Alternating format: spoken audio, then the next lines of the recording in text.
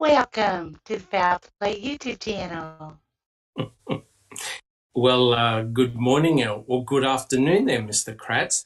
How come I always feel better when I hear your voice? Hi, Sugar. I know you love me. Oh, yeah. I spent a large proportion of my life reading your masterpiece of book. Well, look, Exactly. guys. Well, thank you there, Mr. Kratz. Well, look, guys, welcome. Welcome to Reading with Uncle Ken. As you know, guys, we do a weekly podcast. And what we do in this particular series is that we deeply analyze Mr. Kratz's book.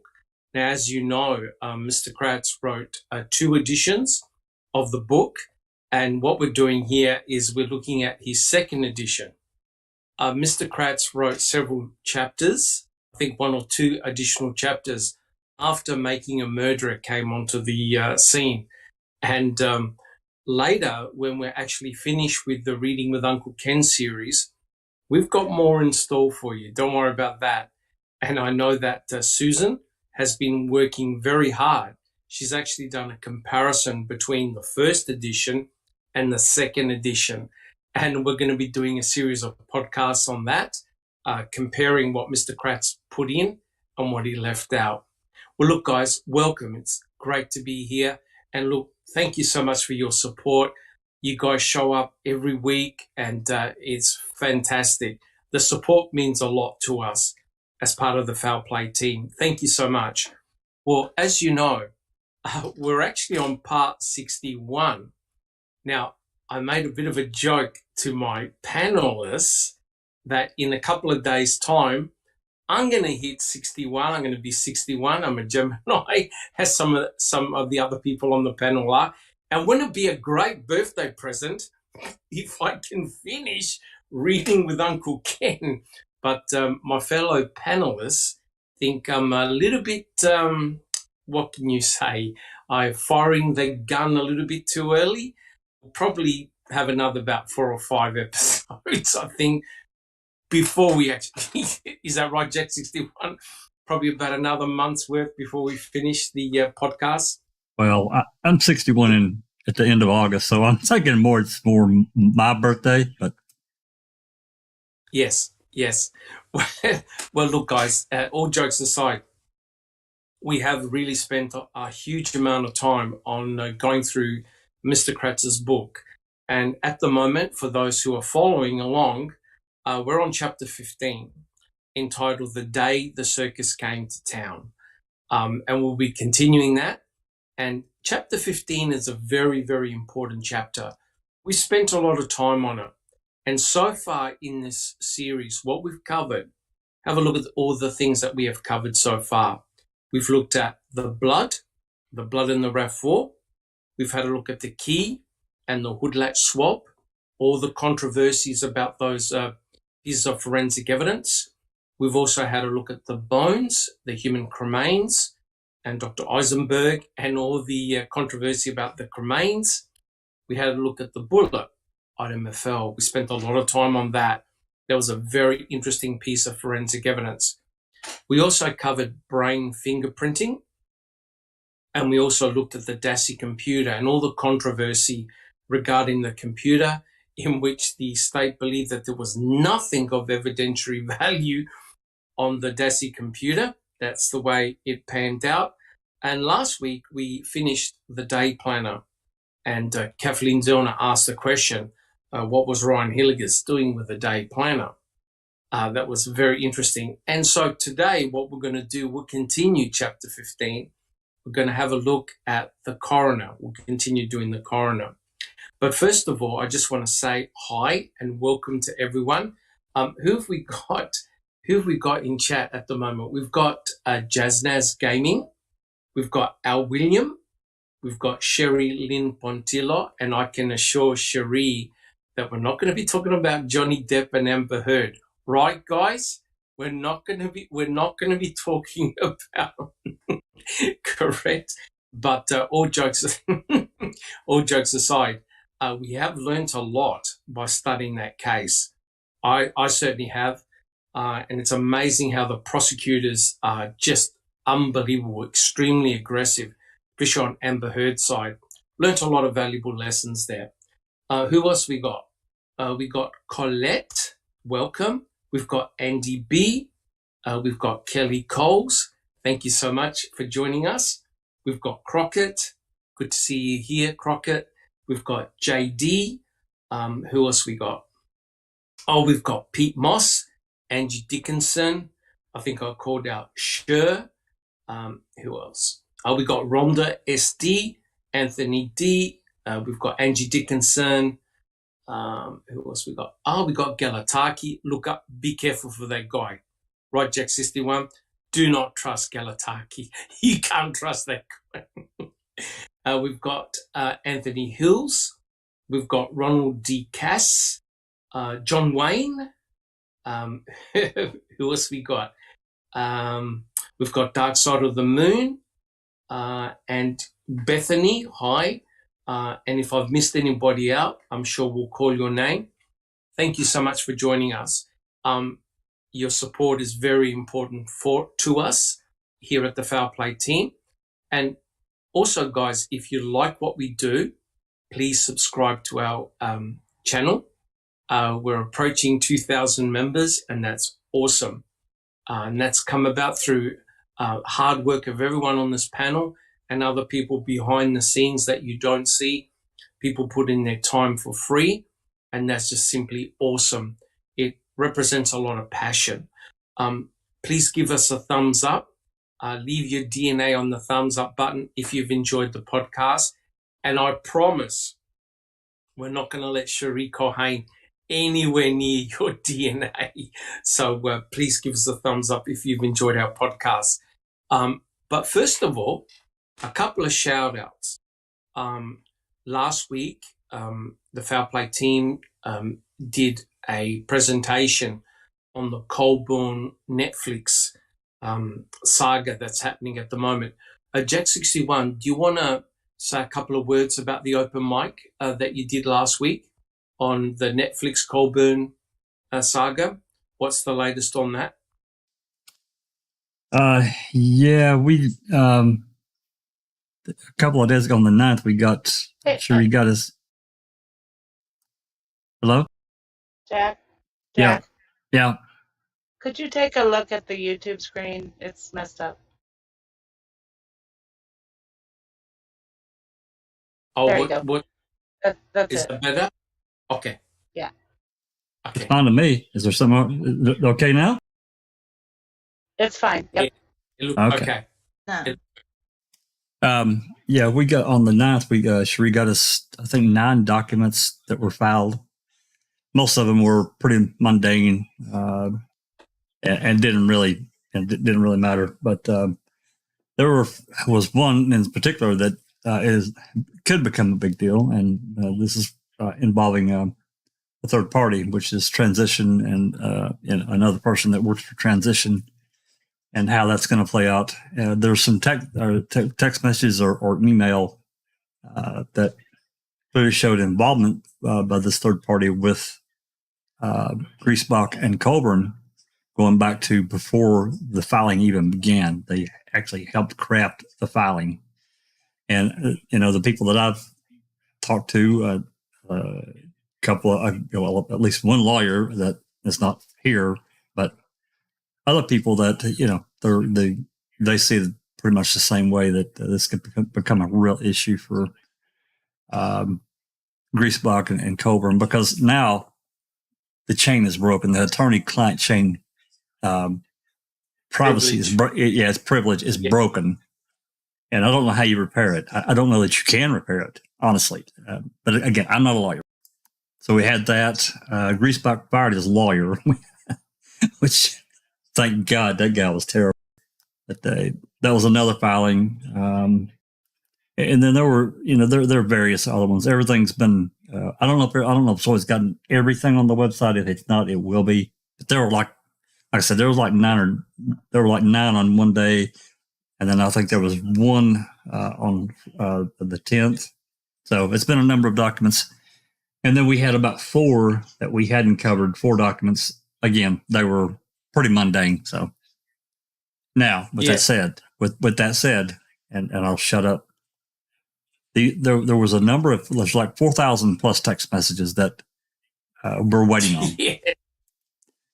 Wow. Whether the judge, well, I don't know. You know, this is all going to come down to the judge how he rules if they're going to be left under seal or not. The way he talked in that hearing, they should have already been released, and I don't really understand why they haven't. Wow. Travis has been making some comments in the Colburn Netflix room on Discord, but I'm not even sure even he quite understands what's going on. Because the judge did say, and I found it in the recording, it's 17 minutes in, he talked about these 4,000 messages, and he said if he didn't get some kind of objection from the transition or the third party, they were going to be released on the 9th. Well, the 9th's come and gone, and we don't have them. So maybe it's something we just don't have yet. Okay. So that's kind of where we're at. Well, yeah. Well, guys, if you haven't listened to it, check it out. Because definitely the Colburn Netflix saga that's going on, the civil suit, is going to be very important. It's going to potentially have a big domino effect either way. Either way. One last thing, Doc, and I'll be quiet about this part. There's a hearing that's scheduled for the afternoon of the 14th, so it's coming real soon.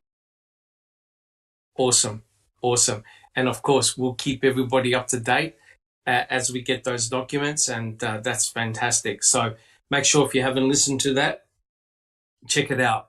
Also, I want to give a big shout out to Mark Hoddinott. He has done an incredible number of interviews. One of them was with Stephen Avery. He interviewed Stephen Avery and basically had a big chat with him. Check it out on his channel. Basically, Stephen talked about the fact that he feels very, very confident. He loves all his supporters. He feels that he's going to be released soon.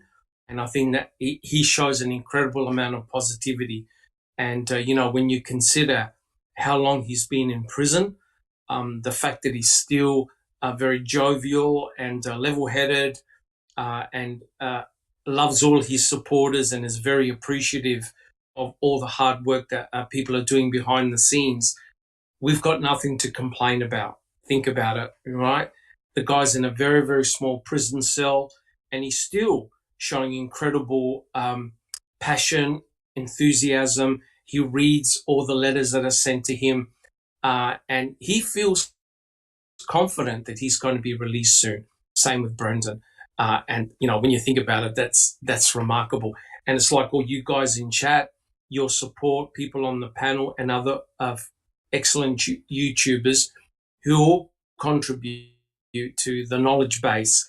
And hopefully we're going to hear something very soon from Kathleen Zellner with her latest motion and filing, whenever that is. Also, Mark Hoddinott did a series of interviews with a gentleman by the name of Rick Mailer. It's a 3-part series. If you haven't caught it, make sure you listen to it. Rick Mailer was a juror in the Stephen Avery trial, and unfortunately he couldn't get to give a vote because he was called home because I think his stepdaughter had some type of accident, and so he was relieved. But you got to listen to the interviews because what he talked about behind the scenes, the shenanigans, and the vote trading that was taking place amongst the other jurors was very, very interesting. It basically confirmed what we all suspected, right? There's a lot of interesting shenanigans that take place in the courtroom, especially in the deliberation room. And the amazing thing was when they did their very first vote, 7 of the jurors voted not guilty. 3, I think, were undecided, and 2 voted guilty. And think about it, guys. What is remarkable is that they all turned around. All 12 found him guilty, right? He wasn't found guilty on mutilation of a corpse, but he was definitely found guilty on murder and possession of a felon in possession of a weapon, right? So it's remarkable, and I I commented to Mark, it's like 12 Angry Men, but in reverse, right? How the majority said he was innocent, but in the end, all 12 found him guilty. So have a listen to that podcast. There's 3 really interesting. You get a perspective from how it was like in the courtroom, in the deliberation room. Also, a big shout out to Jeff Jones with a series of podcasts that he's doing. Some really interesting stuff. And I'm one of the panel members. And whatever you do, make sure you don't miss out next week's podcast, because I'm not going to say anything, but put it this way, there was a live blood experiments which were done by one of the panel members, and whatever you do, make sure you check it out. It was a ripper of a podcast. So check out Jeff Jones. Also, big shout out to Paul Capaldi as well for his continual work, and also other YouTubers who are doing an incredible amount of work for Free Brendan Dassey as well. We mustn't forget there's both Stephen and Brendan in prison for life. So it's amazing. So check out their channels, check out their podcasts. Some excellent work. Well, look, guys, not to waste any more of your time. Oh, welcome. We've got TTM Fangirl. Welcome. Welcome to the chat. I'd like to introduce my panel members. So we'll start from the top. Tell us how you're coming along and how things are going. We have Jack61. Welcome, Jack61. Well, thanks, Doc. Doing good, and nice balmy day here. Just been, doing this. Well, really kind of dove out of so much of the Johnny Amber show, and kind of into the Colburn the Netflix kind of thing show. But still waiting on the FOIA news for the FOIA that I've got in, and going to start pushing that really next week, because next week it's going to be 3 months since I sent my FOIA, and 7 weeks since it was approved. And I paid for my FOIA we paid for it. Yeah. I mean, I paid for it. You guys, Foul Play paid me back, but still, you pay your money.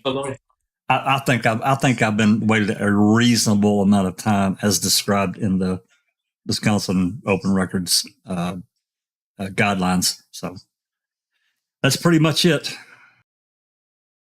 Awesome. Be very interesting once you get those documents, Jack61. Yeah, well, really not too many documents. It's more photos, video, and phone calls. Yes. So yeah, awesome. It should be. Yeah. Awesome. Thank you, Jack61. Next we have Rhonda. Welcome. Thank you. Nothing exciting going on in my life except for my birthday yesterday. Oh, happy birthday. That's all this. I had a really good day. My kids took me to see Jurassic World Dominion, and I loved it because I love all the Jurassic Park movies. Yeah, for me, it was really good. And then they bought me dinner, and so it was a pretty good day, despite the heat. Currently, it's 95 degrees where I live right now. Ooh. It's extremely hot, but yes. And I imagine that we're going to have a really hot summer because it's not even really technically summer here yet. Oh dear. So I'm sitting in the ocean, and it's somewhere in upstate New York next to a lighthouse because it makes me feel cool. But I want to share. I'm sorry. You want to show us your T-shirt?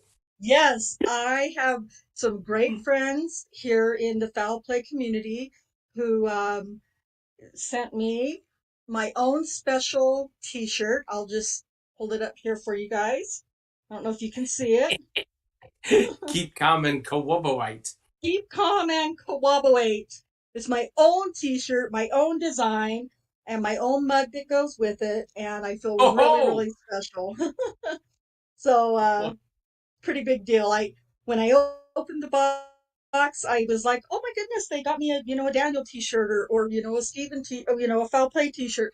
But when I looked at it and it said keep calm and cooperate, I was like, yes, they love me. And Rhonda, And I love all of you guys. can you run down and check the mail?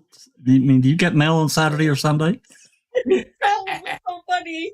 Yeah, there are several of us that have a group chat and like Zoe was asking me, talking to me about my mail today, and when is your mail going to get? What do you get mail on Saturdays and Sundays? And I wonder if my planner's going to your house. So I was just like playing along with the joke, but I thought at the same time it's kind of weird that her and Susan were kind of like, talking to me about my mail service.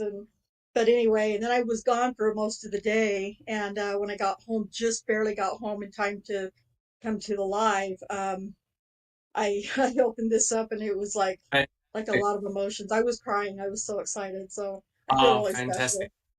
So Fantastic. yeah. And So thank you to yeah, Jack and Susan and Cherie and um, Yoris and Zoe. You guys are awesome. Best friends I could ask for. fantastic. Thank you so much. Thank you so much, just Rhonda. And next we have Neverly. Now, before we introduce Neverly, I've got a special announcement to make. And that is, now, as you know, Foul Play has got a multimedia presence. We've got a website, we have a Discord channel, we have a YouTube channel. We're on other multimedia platforms as well, social media platforms as well. But we are after someone to help us with our PR campaign. So if you've got a desire or a passion to help the Foul Play team out, please apply and send Neverly a DM in our Discord channel if you're interested. We're going to put up a short description of what that position entails. And if you're interested, please send the DM to Neverly. And next we have Neverly. Silkman. Thank you, and hello panel. Hello everybody in chat. It's great to be here as always.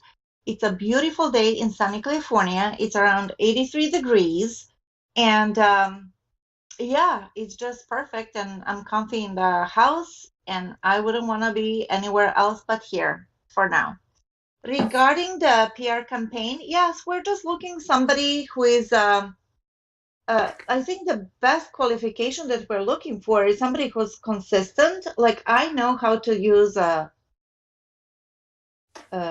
Twitter and TikTok and whatnot, but I'm not consistent. And whatever the reason, whether I work 40 hours a day or whatnot, it's just not my forte. But I believe that we do really great work over here. We have an awesome team and so many members that pull in all this awesome information, and they do their investigation. And I think that many other people would also enjoy to listen to our podcast. And you never know, it's like spreading love. It doesn't cost anything, and it could just help people. So if you're interested, just send me a DM. As I said, it's nothing, it's not rocket science, just like a little advertisement for Foul Play. That's all. Awesome. And I think we might even have an applicant already. TTM Fangirl. Nice. Okay, TTM, we'll talk. Lucky she's not addicted, right? Oh, yes. Look at your resume. I love it. If you're interested, please give Neverly a DM and we'll take it from there. Awesome. Thank you so much. Thank you. Thank you. And next we have Sunshine Christina. Welcome, Sunshine Christina. Hi, everyone. How's everybody doing today? Yeah, good. Super humid here. I think the high today was about 92. Oh. And, yeah, we got about an inch of rain, and it's getting ready to rain again. So it's like being in a sauna underneath a lamp. Mm-hmm. Yeah. Oh, God. Yeah, it's looking forward to getting Crime Theory Exchange back on this Wednesday. Hopefully the Wednesday after. I've got some stuff I got to take care of this week. And it's just going to be impossible to try and fit it in. And I really want it to be a good episode. So, but yeah, other than that, I'm glad to be here. Glad everyone's here. And looking forward to roasting Uncle Ken. Thank you so much, Sunshine Christina. Good to see you here. Thank you. Next, we have Alice. How are you coming along, Alice? Hi everyone in chat. Hi everyone on panel. Yeah, not too bad. I would be on camera, but my computer's having a hissy fit. And doesn't seem to want to have the camera going as well as everything else going. So you'll just have to have my lovely voice. But hopefully that'll be rectified in a few weeks. That I'll be able to get things sorted and be able to come on camera. And the truth is, Doc, is I need a bloody haircut as well. Oh, you do? Colours. I've already had mine. Well, mine's is near enough like that, Doc, when I get a cut. So I'll feel better once I've had a haircut and everything like that as well, and I can get back to my normal colouring of red or pink or purple. So it'll just have to be my voice for tonight and maybe tomorrow if there's an open mic. But glad to be here, and glad to see everybody in chat.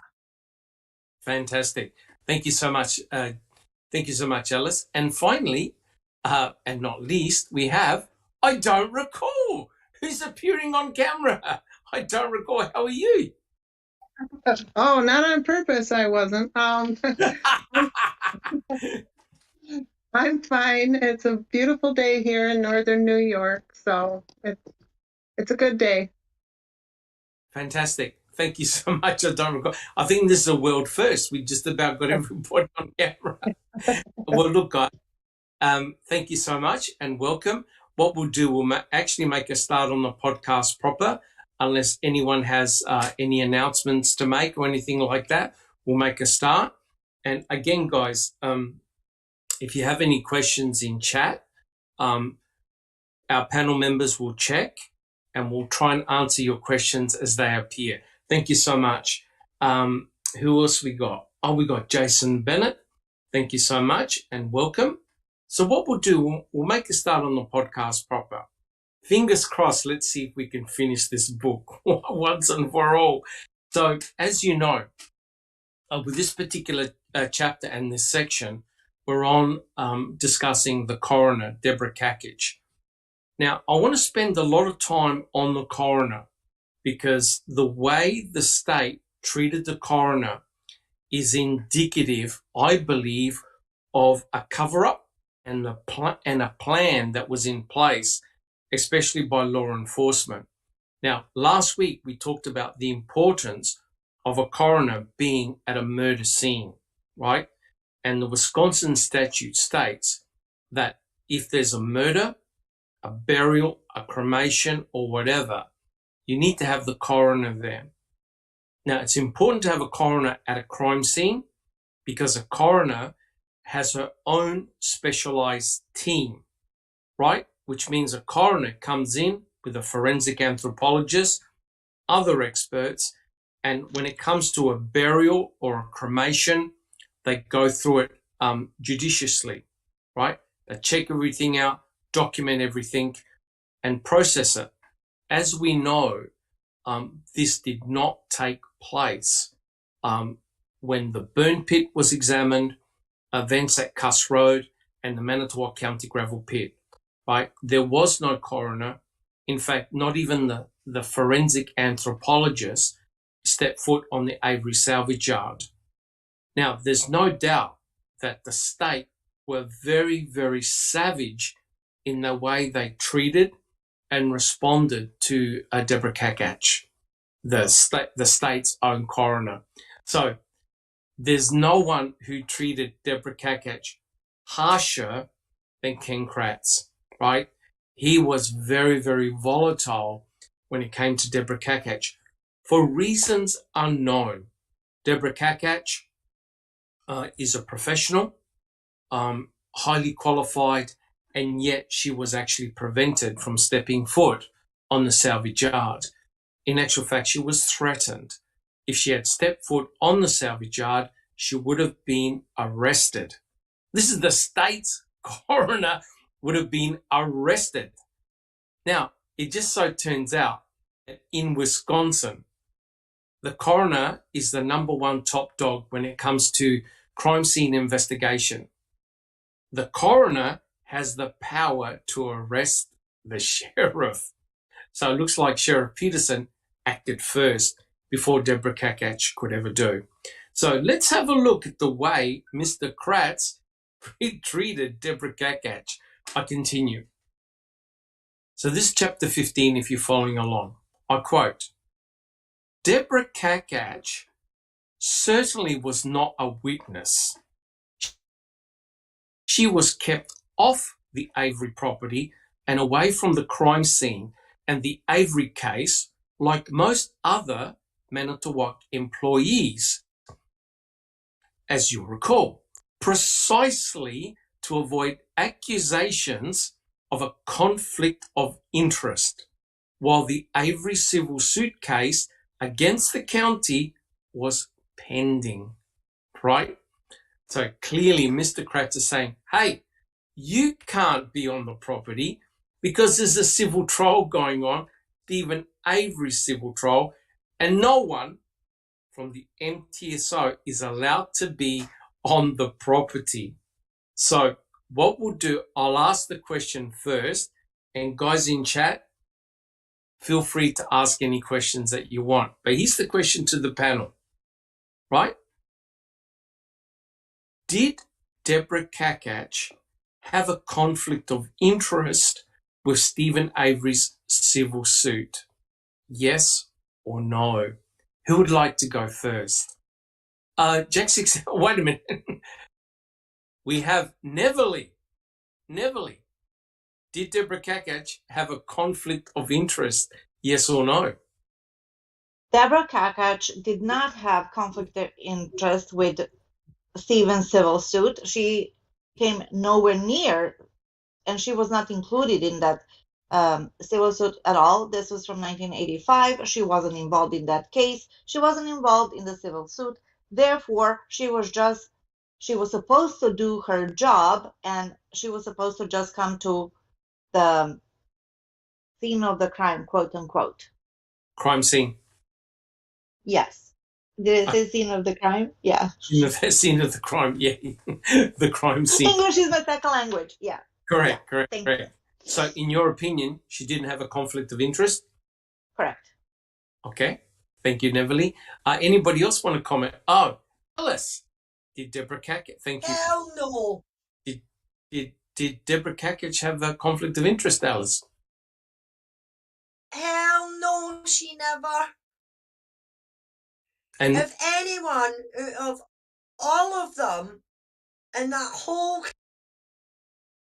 Carcasses was the least person to have a conflict of interest.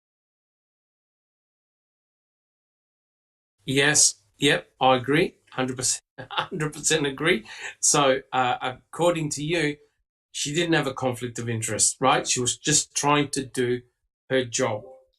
And that's... Yeah, exactly, Doc. That's it. She was trying to do her job. That was it. As I says, everybody that was involved in this case from beginning to end, she is the one that had completely no conflict of interest. She could have went to that salvage yard and she could have took over the whole scene. Yeah. And things might be a different story. We might not be here speaking about this if she was the one that was in charge of that scene. Very, very interesting. Thank you so much there, Alice. Anybody else want to make any comments about Deborah Carcasses? Did she have a conflict of interest? Yes or no? Jack 61. She did not, and they didn't want her there. They didn't want anyone from the outside there. Lack of control. Another person, well, actually, many people would have been involved outside of their control. Correct, 100% correct. And I agree with all the panel members so far. I think the outcome would have been completely different had Deborah Kakach been on that property in order to document the Stephen Avery burn pit, Yanda burn barrel number 2, Cuss Road, and the Manitowoc County gravel pit. We wouldn't have been in the mess that we are now, right? In 2022, we're still debating about what represented human cremains, where they were found, what was found, what wasn't found. It's completely insane when you think that this is a high-profile murder trial and the state's own coroner was not permitted to step foot on the salvage yard. Okay, does anyone else have any comments?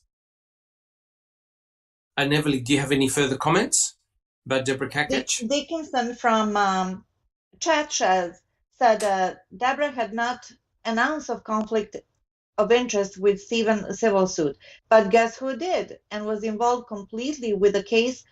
Who did have a conflict of interest? Most of LE, law enforcement. Correct, 100% correct. Thank you very much, Angie. Yeah, it completely is mind-blowing.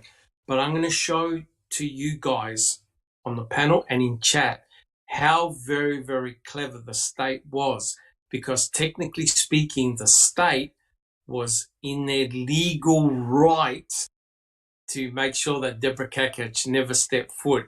Was it ethical? Hell no. But was it legally correct? Yes, it was. I'm going to show you the shenanigans that took place. Jack 61, do you have any comments? One last comment, and this pertains directly to the Disturbed Earth search unfiled warrant. And then, as related to that, the brief that Fallon filed September 14th, 2006. And he talked about the clandestine burial site, and they found bones there. Well, if they found bones there, why wasn't the coroner called over there too? Right? Yeah, 100% correct. I mean, something weird's going on there. So I think, I'm not sure, I can't remember the exact statute, but I think that whenever there is a suspicion of death, yes, the coroner's supposed to be called. Correct. Just wanted to throw that out there. Correct. We actually covered it last week. I found the actual statute in Wisconsin in which if there's a suspicious death, a burial, a cremation, you need to call a coroner. And it would have been pretty embarrassing being the coroner sitting at home and hearing about the murder, a potential murder scenario, and listening to it on TV. And what's even worse is when you have your colleagues ring you up and say, hey, boss, are we heading out to the salvage yard? There's a murder there. And she has to tell her fellow colleagues, no, we're not wanted. We're not allowed to be on the property. And it's incredible how all these people called Deborah Kakach in a row that were very high up in Wisconsin, in law and other departments, basically saying, do not step foot on that property, right? And Mark Wiegert was very rude to her, right? He said to her, I don't have to tell you anything about bones, right? And of course, Sheriff Peterson, her own boss, called her in and said, you step foot on that property and I'll arrest you. And you think to yourself, wait a minute, she's a coroner. What do you think she's going to do? She's going to look at cremains and document them, do proper crime scene documentation. She doesn't draw a conclusion. Law enforcement, lawyers do. She's there to document the scene, and it's quite clear that they did not want her on that property. Neverly, do you have any additional comments about the coroner?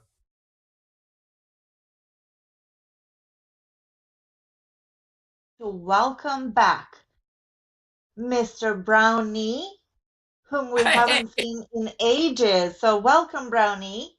I just saw him. I'm like, oh my gosh. So I wanted to reply to him. He said every Manitowoc County employee had a potential conflict of interest. So none of them should have been involved in any part of the investigation. A coroner from another county should have taken charge of the scene. Correct. Now, there was a coroner, but that particular coroner played really a minor role. And in actual fact, Deborah Kakach was meant to sign the death certificate. Right, guys? one of her duties is to sign the death certificate. Unfortunately, it wasn't Deborah Carcasses. Deborah Carcasses played no role at all in the investigation, right? Jack 61, are we able to put up the very first slide, please? Yeah, give me just 1 second, Doc. Yep, so we'll just wait till that comes up. So what I want to do is to go through and just show you how the state operated in order to censor their own coroner. It was brilliant when you think about it, right? So, as you know, she's got a specific job to do. They prevented her from doing it. So, it's obvious, right? And everyone here on the panel and in chat has commented, Deborah Carcasses had no conflict of interest whatsoever.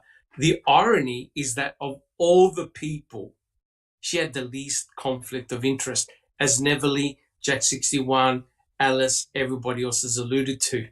She had the least conflict of interest.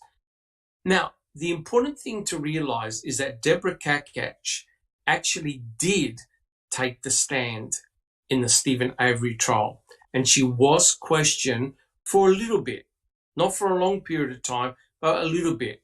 And what we heard was priceless. Now, when she took the stand, I believe it was Dean Strang, spoke to Deborah Carcasses during the Stephen Avery trial, and I quote,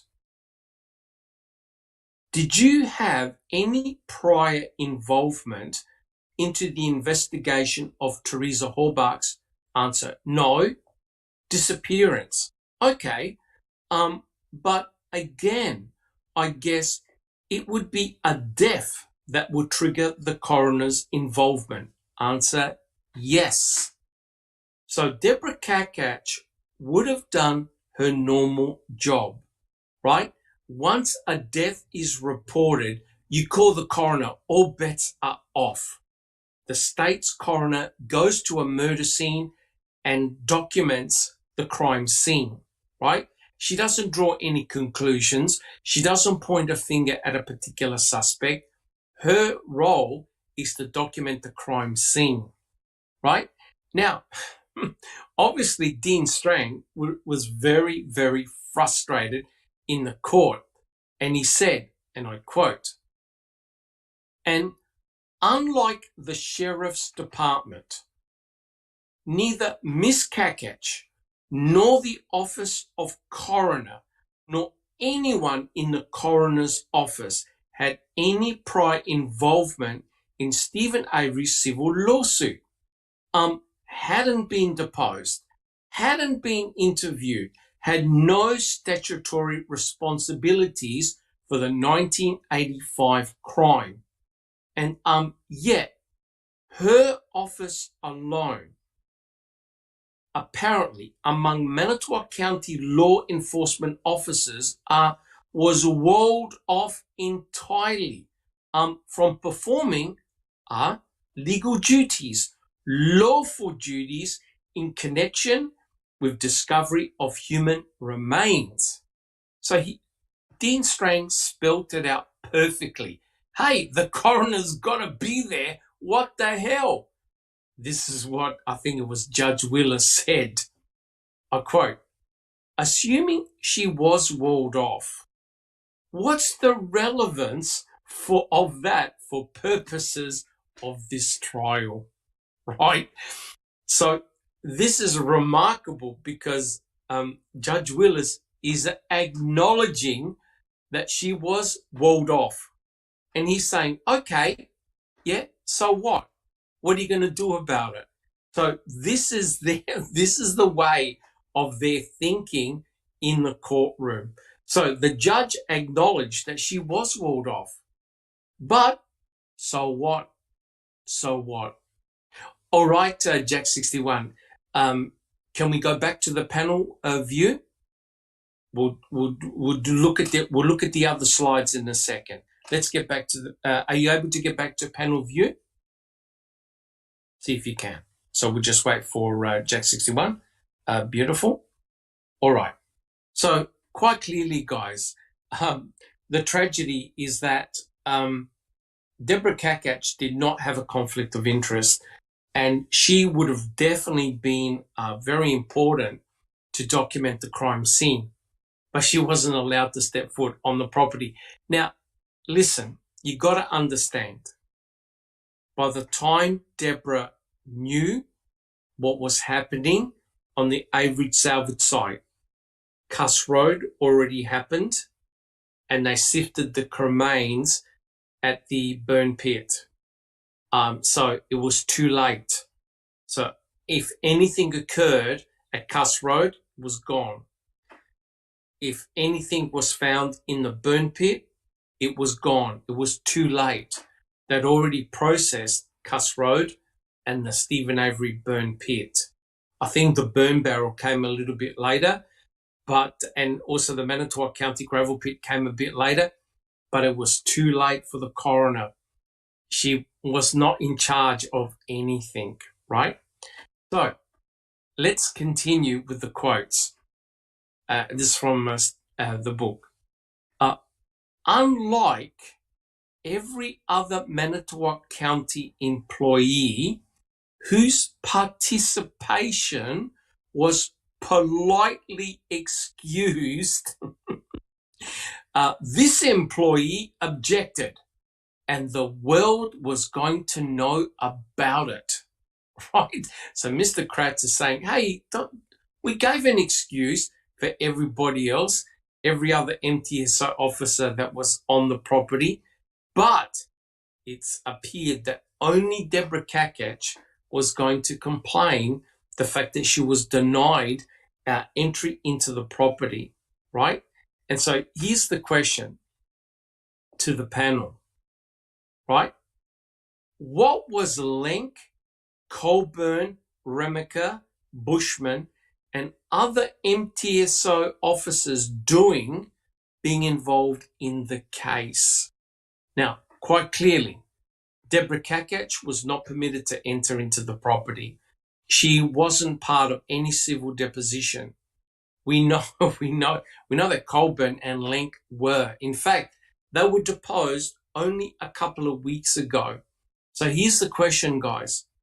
If it's not good enough for Deborah Kakach, what are the likes of Colburn, Lenk, Remaker, Bushman, and other MTSO officers?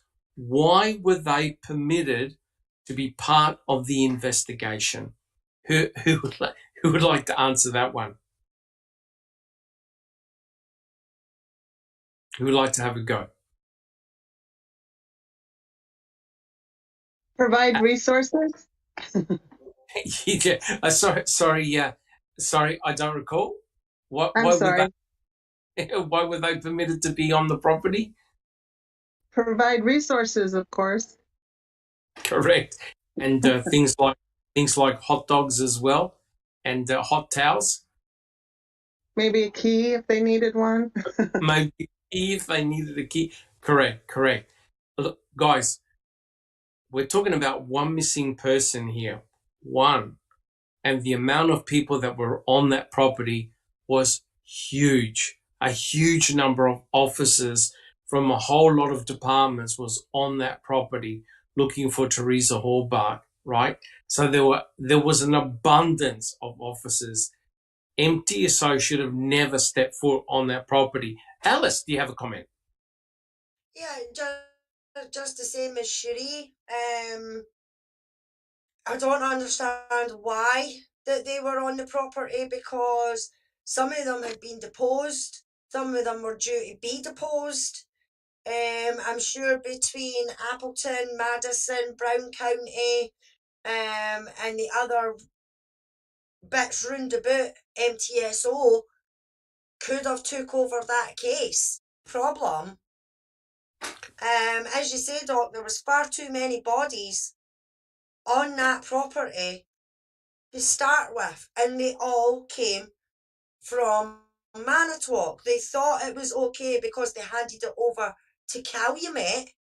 Would have been fine if Calumet had then went to Brown County and Appleton and Madison and things like that and got officers for there to come to the property, but they didn't. They still said that they needed, in air quotes, MTSO to help with resources, in air quotes, you know. Correct. But yet they were all the ones that found the evidence. It was Manitowoc County that found the evidence. As soon as that was known by a judge, he should have threw it out.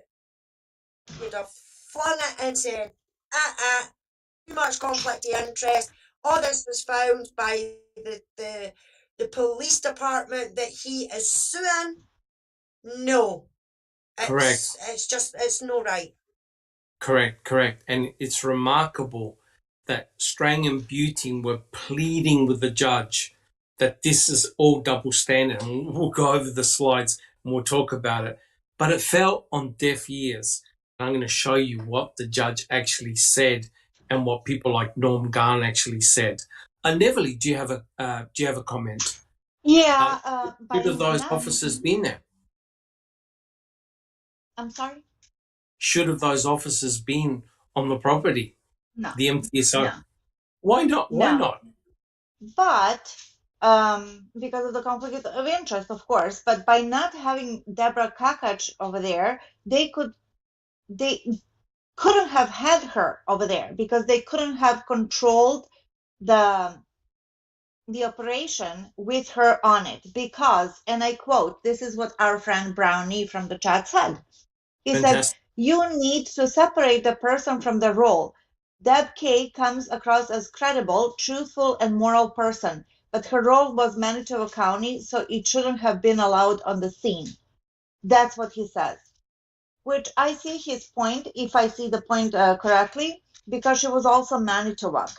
But she had no connection to Stephen whatsoever. She didn't have any history with him prior to this.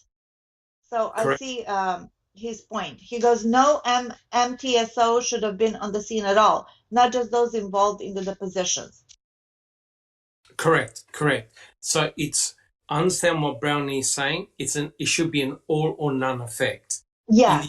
Either you keep everybody off or you bring everybody in, right? So that's how they got into this problem because they picked and choose how they liked it. And Brownie also said Manitoba County should have allowed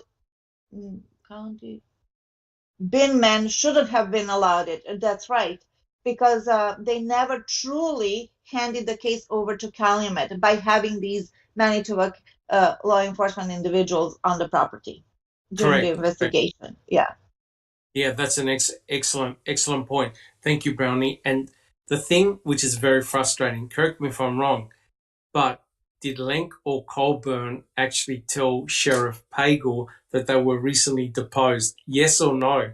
No. No. And it's amazing. You hear them admit to that in the trial, but it's too late, guys.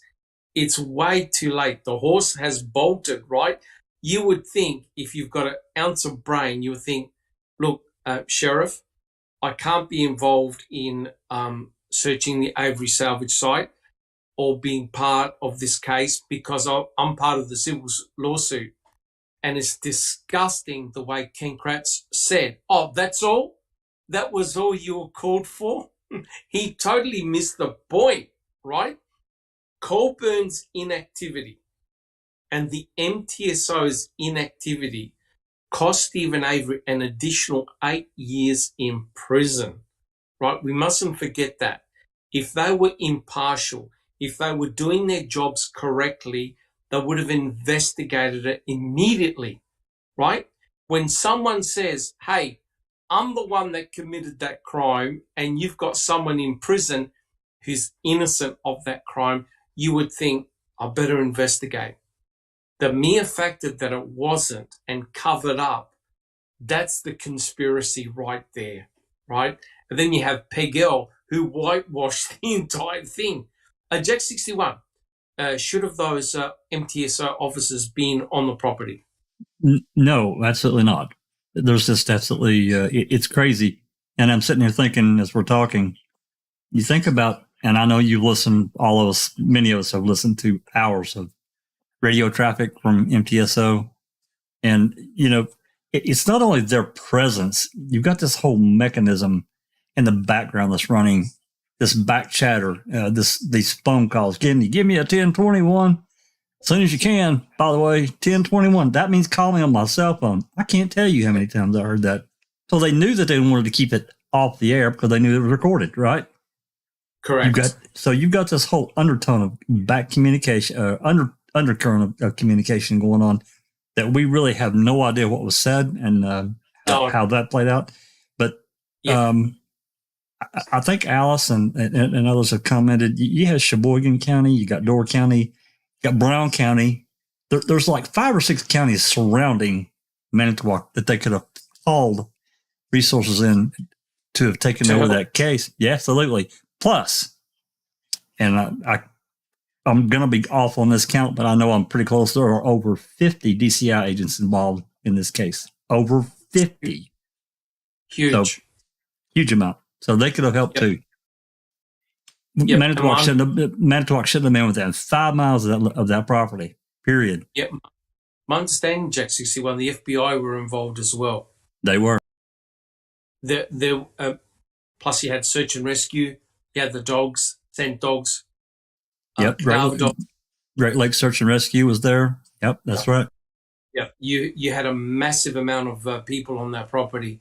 And it always intrigues me, and I know I've said it before, I always keep on comparing what happened between this case and Christine Rudy, who was a pregnant young woman missing in the cold, and you didn't have this incredible, huge response, right? And what happened to that poor girl was analogous to what happened to Teresa Horbach. Christine Rudy had experienced ultra-violence, just like Teresa Horbach. There was no hoo-ha about Christine Rudy. Nothing, right? Eventually her husband admitted that he had done it only because his lover did a deal with the law enforcement officers, because she's the one who was there as well, who saw it all. And it goes to show the huge contrast between both murder investigations. Now, let me say straight, all lives are important, right?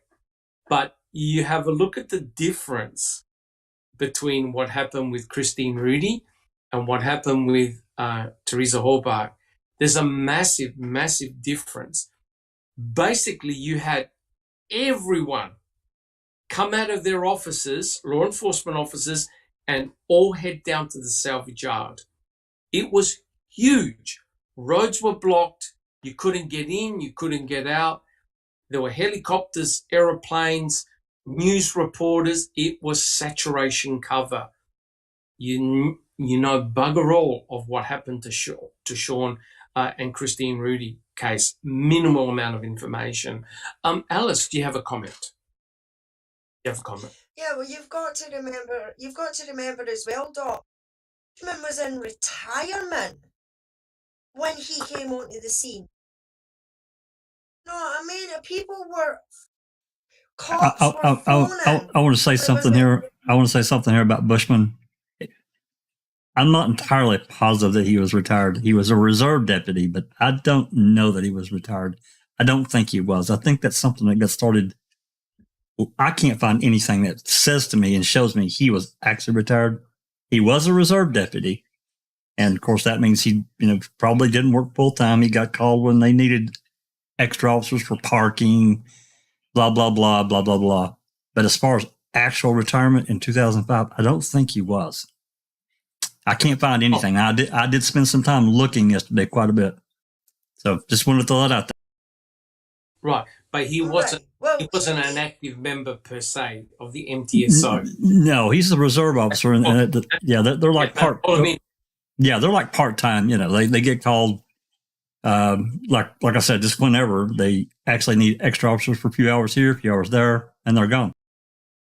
Correct. Yeah. Correct. Sorry, Alan. Continue. Yeah, I mean that's fair enough, but you also had what was her name? Was it Debbie Strauss? Deb Strauss. Correct. Phoning up and saying, "Oh, do you need our help? I'll give you anti-frame Stephen Avery." You know, I mean, that's not exactly what she said, but she would have been better off saying that. Correct. I mean, correct. Because they were coming out, they were crawling out the woodwork. Come on to this case. Even Bushman, if Bushman wasn't retired, like Jack is saying, that he can't find anything. But if he wasn't retired, he was still part of the Manitowoc County MTSO. You know what I mean? Yeah. So he should never have been anywhere near that friggin' salvage yard, period. None of them should have. Not one single person from MTSO should have been on or near that property, period. Correct. The thing about, thank you, Alice. The thing about Bushman was that he was part of the old guard, right? He was one of the arresting officers of Stephen Avery back in 1985. So he had a very long history with Stephen Avery. It's amazing how he put his hand up to go to Cuss Road, right, and investigate. Bushman was part of Team A, and Team A was very important because they're the ones that searched around the Avery salvage site. They found the barrel, Stephen Avery's burn barrel, and they also found what happened at Cuss Road, right? Now, I've read all sorts of things about Cuss Road, that it was nothing to it was significant, right? And when you read that document that Fallon and Kratz wrote, and they're talking about a clandestine burial site and bones, be under no illusion. Someone like Fallon is ace when it comes to law. There's no way he's going to make a mistake like that, right? So it's very, very likely that Cuss Road was where important things were found. I don't know what was found, whether they were human cremains, whether they were Teresa Halbach's electronics, or something that pointed to Teresa Halbach. But I think something of significance was found. Like, why would you do a clandestine burial site there? Right next to houses, right?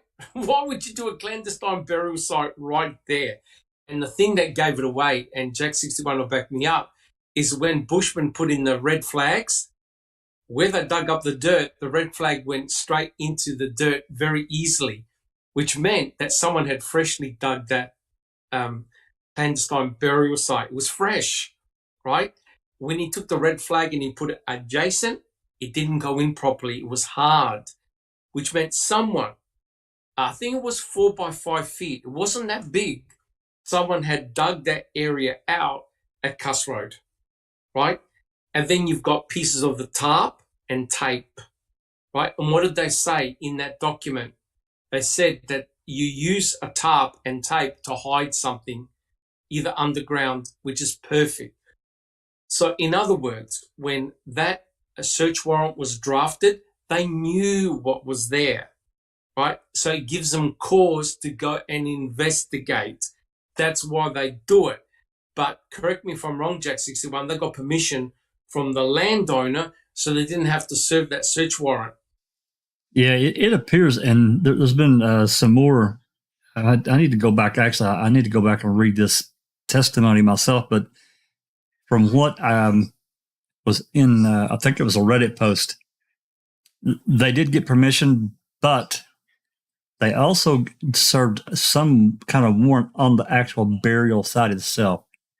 Right. I think that's what was said at trial, and I'm not sure. I think someone has already tried to, is trying to get their hands on that search warrant, because it would be interesting to see what's in it, because we don't have it. I've looked at every warrant that we have. We do not have any warrant from Cuss Road. So Correct. Now, Cuss Road has to be important, right? it is. Oh, yeah. It is frustrating, guys, and people in chat. It's very frustrating because had a coroner been there, a coroner would have taken 10 minutes to say, guys, this is nothing but a peat moss bag. What the hell are you doing here, right?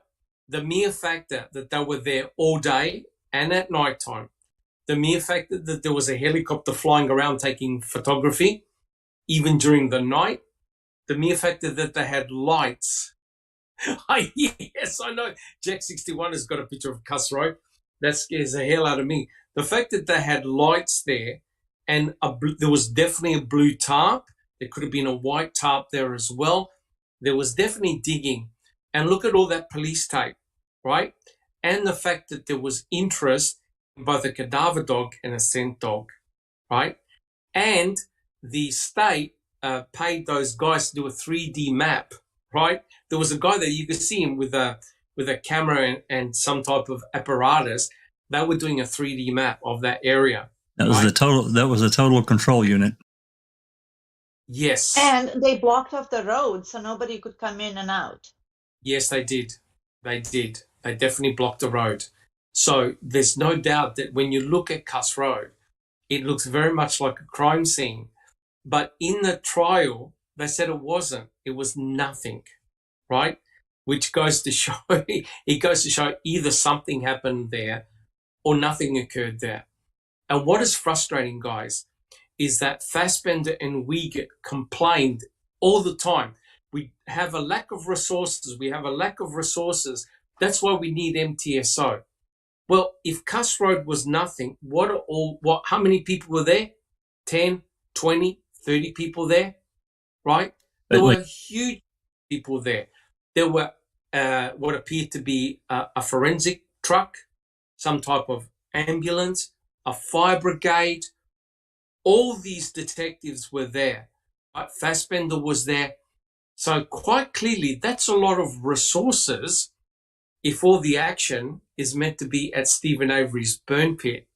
But you see, here's the bizarre thing, guys. Cuss Road happened first. Then you have the finding of the cremains. That's right. One day after. Right? So convenient. It's an illusion, guys. It's an illusion. So if you come across a clandestine burial site, right, close to the salvage yard, close to the deer camp, and you want to nail Stephen Avery, all you got to do is bring the cremains from there to Stephen's place. And he just so happened to have a burn pit, right? So therefore you're under this illusion that it was Stephen Avery that had committed this crime, that had murdered Teresa Halbach. But they had to have known. It seems to make sense that there is a perfect place to put cremains, electronics. They would have known then and there. They would have known what type of phone Teresa Halbach had, right? When they saw the emblem, they thought, oh my God, this is Teresa Halbach's possessions. So all they're going to do is transpose everything from one spot to another. And that makes sense because look at the dog tracks. The dog tracks lead from the deer camp, Cuss Road, back to Stephen's place. So it's remarkable. Neville, did you have a comment? Yes, Pete Moss from the chat says, does anyone know if the media were allowed into the crime scene? I often wondered how they obtained pictures of Stephen's trailer and burn barrel, the ground level. Who took those pictures? That wasn't the media. That was the police was taking those pictures, right? That's right. Correct. Yeah, for evidence. Yep. On our Foul Play website, a lot of YouTubers, there's Hembury, there were others, Jack 61 will fill you in. Uriz have got access to all these photographs. We've got them on our website. And Trooper Reese took some brilliant. Trooper Reese's are the most important ones, in my opinion, because they show you an in situ burn pit. And there's no hint or suspicion of any human cremains anywhere. That's the clue. Because he was right there with Bear. Whenever you see Bear and no crime scene tape, that's in situ. No one saw any bones. No one saw any cremains until the 8th. So that's the clue. But sometimes you had people flying overhead and they took, the media were in helicopters, I would say, taking overhead footage. You know, once it came out that human remains were found, the media were flying overhead. But I don't think the media were allowed on the ground. They were official police photography. Jack 61, is that correct? Yeah, and in fact, the media wasn't allowed there. And in fact, it was a couple of days ago, Aaron Keller, remember he was a reporter from a Green Bay station, I think way back then. He said that they were actually kept quite a ways away, basically at arm's length. I think at Highway Q, that they were kept far away from all of it, every bit of it. Right. There was one more point I wanted to make about, you were talking about the disparaging difference between how Cuss Road was treated. Think about the report that Dettering wrote. He basically did a one-off and said, I was told that there was really nothing there at Cuss Road. That's it. That's his case report. The fact is, he was there when they were digging all that crap up. He knew what they found. Well, put it this way. If you're going to do the setup, you want to keep the number of people in the know to a minimum. Yeah. So if Bushman comes in early in the morning and is searching the area and he finds some stuff that's highly suspicious, you want to obtain it and remove it ASAP. So it's incognito. Because don't forget, they called Colburn, Lenk, and I think Tyson twice to Cuss Road. Twice, right? Lenk and Colburn were obtaining guns from Barb's property residence, and they called them to go to Cuss Road twice. Now, if it's only a peat moss bag, you don't call officers who are searching the property to go to Cuss Road, stay there for a couple of hours and then come back. Some serious shit took place at Cuss Road. Something serious took place. Alice, do you have a comment? I just love the way you described that there, Doc. What's that? But yeah, the way you said the shit was going down. Definitely, something happened at Cuss Road, without a doubt. Without a doubt. Cuss Road was the first place. We've got a couple of things in chat. Anthony Howes asked a wee while ago, was Greaseback on the property? Now, I heard somewhere that he was, but I don't know if that's actually, On the 5 5th? times. I think he was. On 5 times. On the 5th. On the 5th. On the 5th. Thanks. So, and, what was the other one I'd seen? Go while you're looking. TTM Fangirl says, Cuss Road is the key. KZ needs to subpoena the guy who was surveying the area. He can't possibly have any skin in the game. Yeah, that's really good. Yeah, correct. Yeah, that was... The person you need to subpoena is Bushman. And to follow up about Greaseback, he also helped draft some of the original warrants. Oh. Yeah, and okay. There was something else too, and it just eluded me. I'll think of it later. But he was present on the 5th. Yes. Yeah. Look, if you have a look at day 1 on the 5th, everybody, and his dog was there, and the kitchen sink, right? You have a look at the login sheet. I think there were 3 DAs there at once. It was insane.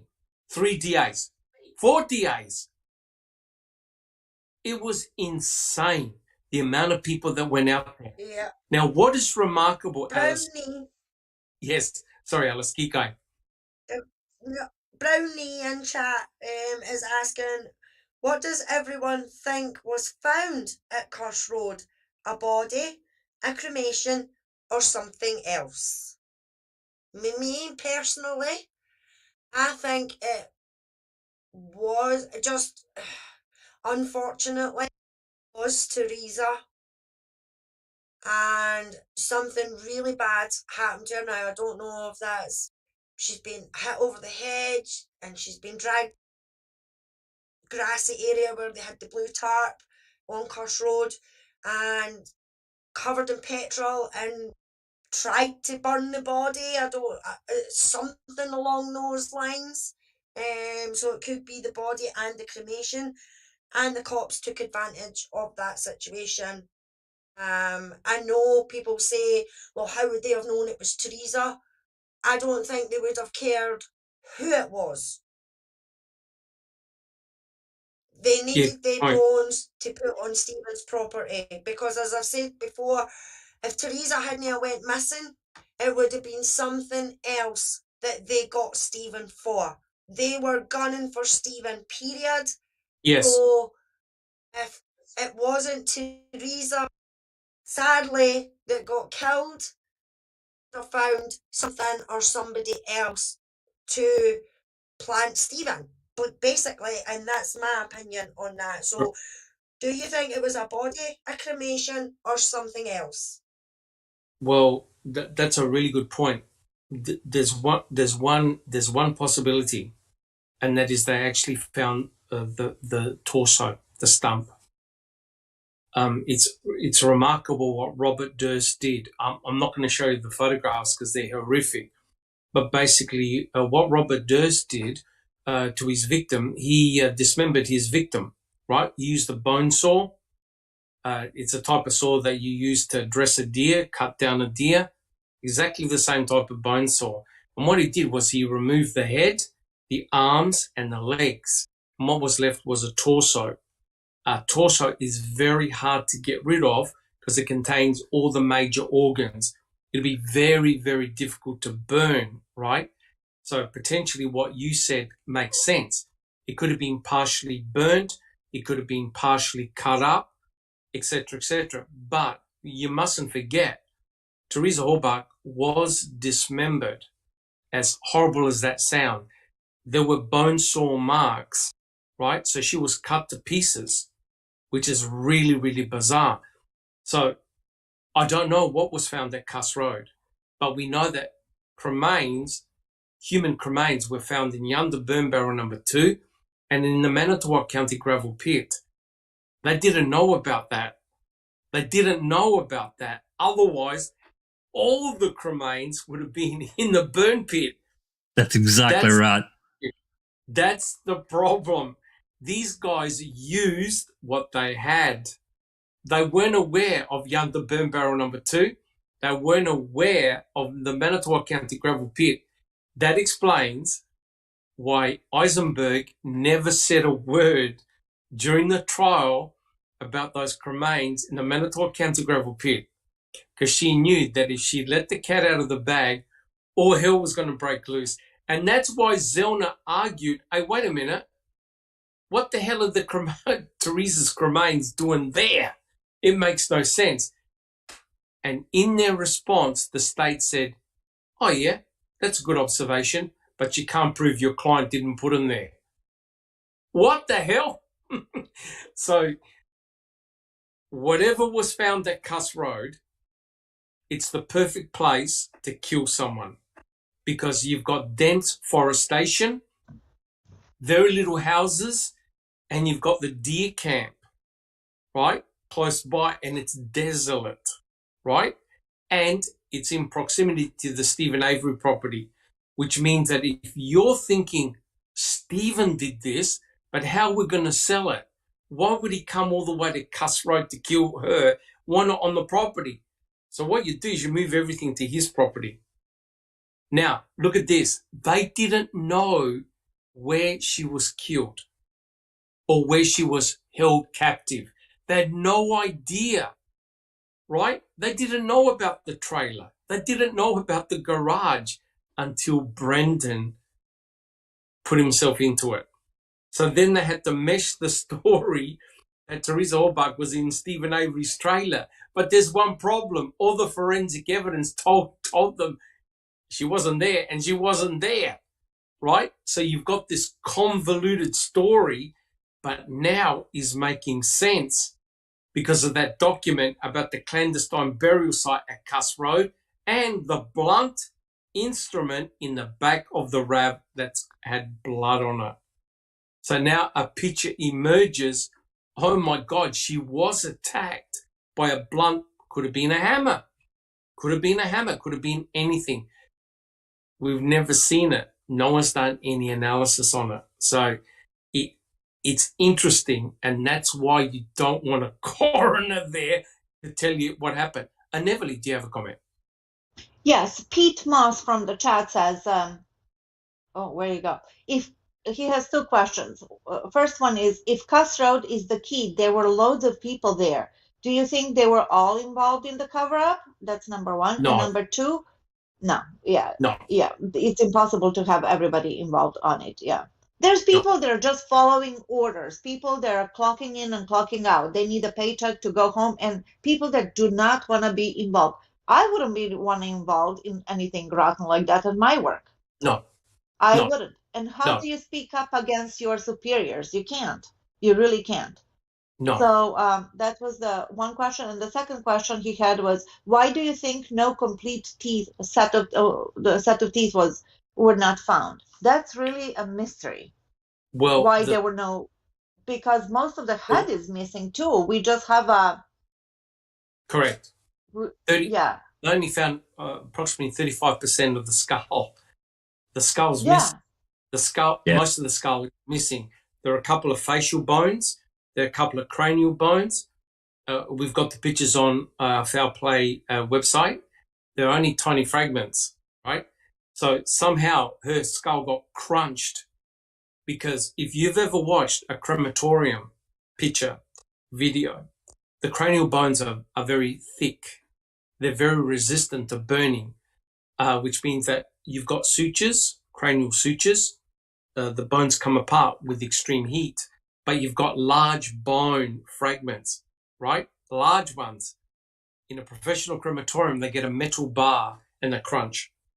The ribs are resistant to burning, hip bone. There are some bones, and also the ribs, I was very surprised. They are resistant to burning. And the teeth, all the crowns were gone, which means that the teeth, the jaw, must have experienced extreme heat, because all the crowns were gone, right? Dr. Simley had to super glue two roots together and make a comparison to x-rays. So whatever happened, I don't believe Teresa Orbach was burnt in a professional crematorium, because if she was, there'll be no item BZ. No muscle tissue is going to survive, right? Because the temperatures in a crematorium are extremely hot. Neverly, do you have a comment? ETM fangirl from the chat says her theory is somebody dismembered and burned her at the deer camp barrel and then loaded up the barrel and swapped it with a Dassey barrel after sprinkling some in the quarry and in the burn pit. Yeah, look. And she said there are early pictures at the deer camp with four-wheelers. And then later they burned that red Taylor or a deer camp to the ground or got rid of it. I think they got rid of it. They didn't burn it. Yeah. Yeah, one thing, and I thank you for that question. Neville, I think, has seen the Robert Durst documentary. Dismembering somebody is extremely messy, right? And Robert Durst had a huge amount of problems when he took apart the body. He then goes, how the hell am I going to get rid of it, right? So, like I said, he cut off the head, the arms, the legs, and had a torso. The hardest part to get rid of was the torso, right? So what he did is he put each body fragment in a plastic bag and he threw it into the river. The problem is, because of gas, the body parts rose up. So it's not a good idea to throw body parts in the river, because that's what bloody Sean Rudy did to his wife's torso, and it came up. And they found it on the bank of, I think it was the Chippewa River, right? So Durst had the same problem. They were found by children. The body parts were found by, I think, a bunch of kids, right? The best way to get rid of body parts is to cremate them. You're left with bone fragments, right?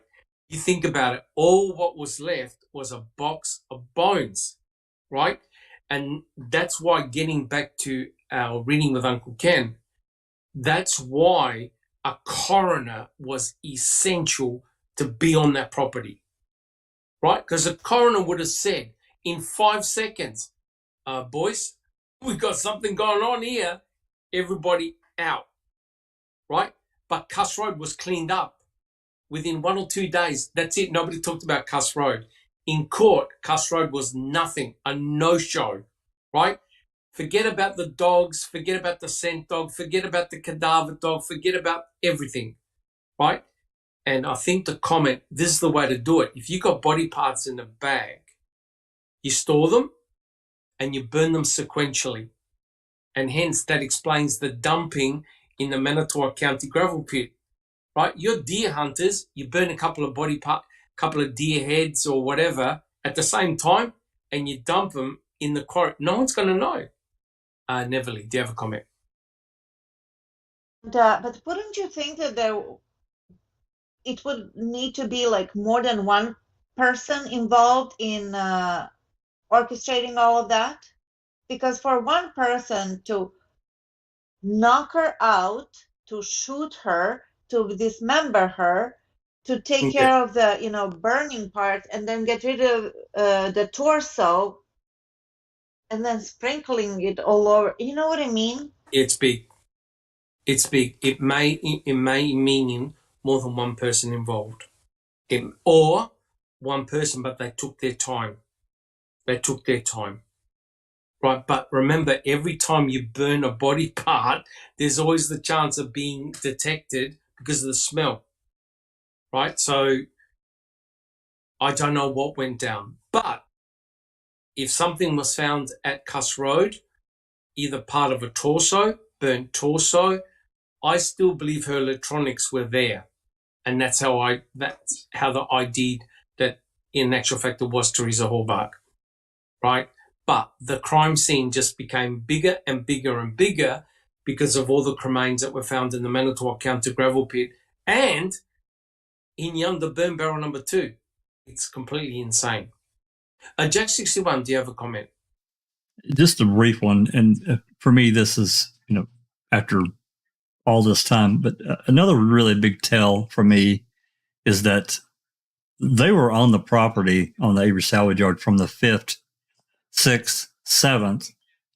They really hadn't found anything, not really. And then the 8th become a red letter day, the day after the 7th, when they had all this. Clearly, they found something at Cuss Road. Clearly. Yeah. And it all got moved over there. Everything that they had.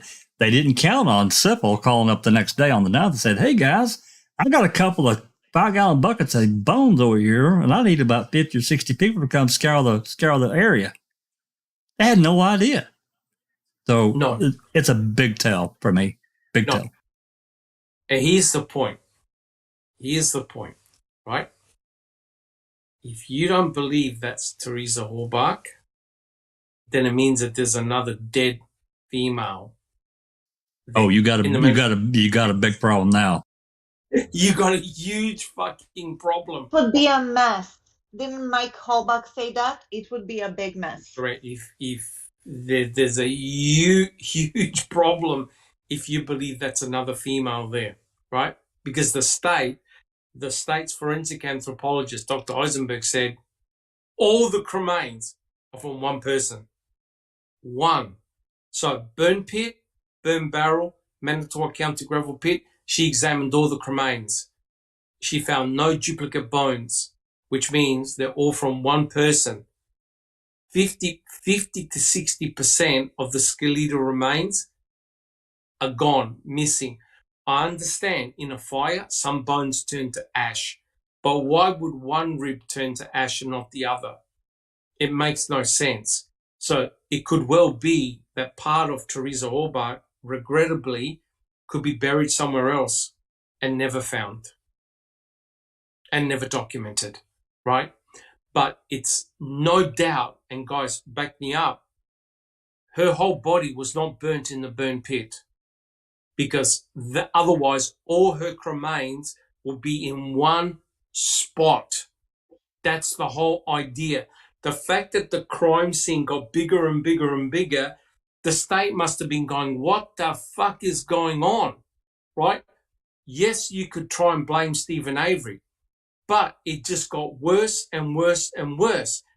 Then you've got Brendan Dassey saying, I picked up the feet, my uncle picked up the head and the shoulders, and we put her on the burn pit in one piece.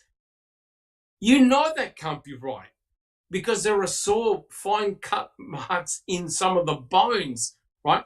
And when you think about it, when you dismember somebody, boom, 2 arms, you don't need that many cuts, right? It's not like you got hundreds and hundreds of cuts. You break down the body for ease of transportation. So they didn't want to talk about dismemberment in the trial because it made no sense. And dismemberment, and Neverly will back me up, it's unbelievably messy. You're going to have blood, body, Imagine. absolutely everywhere. And remember how much blood Stephen lost when he just cut open the finger? correct. It was tons of blood, big red spots, plots everywhere. Imagine this chopping off the head, the limbs, and then there's guts Correct. also in there. Nothing has been cleaned. So it's not, No. I don't want to get too into gross detail, but it's a messy, messy operation. But it's the most logical if you're going to, God, forgive me for saying this, if you're going to dismember a body, that's how it's done. Head off, limbs off, and then you have, 6 pieces versus, a million. But, for one person to orchestrate all of that, I don't know. It's big. I don't know. It's big. Correct. And sometimes I've seen in crime scene photos and dismemberment, they cut the arms off, the fingers off at the wrist and the legs. So no ID, right? And when you cremate somebody, you remove all forensic evidence. That's why you cremate someone, to hide the body and to hide the evidence. Yeah. Yeah. There's a question from Brownie. He says the deer camp, was it unoccupied at the time? No, I think there were people there. I believe that there were people there. Right? Put it this way, right? If you have a look at Bobby Dassey's garage, now I'm not saying anything nefarious. Bobby Dassey had all the components there to dismember a deer. If you dismember a human being, you got to have all the equipment, right? And potentially you have to get rid of all the blood because we got about 14 liters of blood. Neverly, I think that's how much we've got, around 14 liters. That's a huge, you spill a teacup of blood, it's a mess. Imagine 14 liters of it, right? And other bodily fluids, it's going to be potentially very, very bad, right? So you need to be set up to do it. You got to have your saws, etc., etc. It's a gruesome thing. Where in the hell did Stephen Avery have all those components and areas to dismember a body? He didn't, right? It becomes more obscene all the time when you think about it. It sure sounds like, sorry for interrupting, it sure sounds like hunters would be more familiar and more comfortable, but they would have some idea of how to do it because they have done joints, they have done, all of that dressing and whatnot, where a person, even though you know what to do, you don't know exactly where to cut. No, correct. Hunters, they know how to dress down a deer. I'm sorry, Doc, and Neverly. I just wanted to throw in before we got too far away from it. The deer camp, remember, and I can't remember which officer it was, but they talked to who owned the quarry there? Come on, my mind just went completely blank. Redont? Yes, they talked to him about searching it.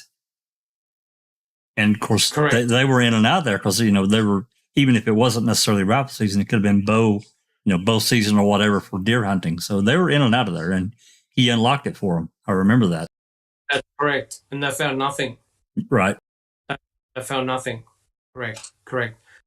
We don't know. Look, guys, let's be serious. We don't know where Teresa got bashed, probably in the head. We don't know where that took place. We don't know who did it. We don't know where the RAV4 was driven.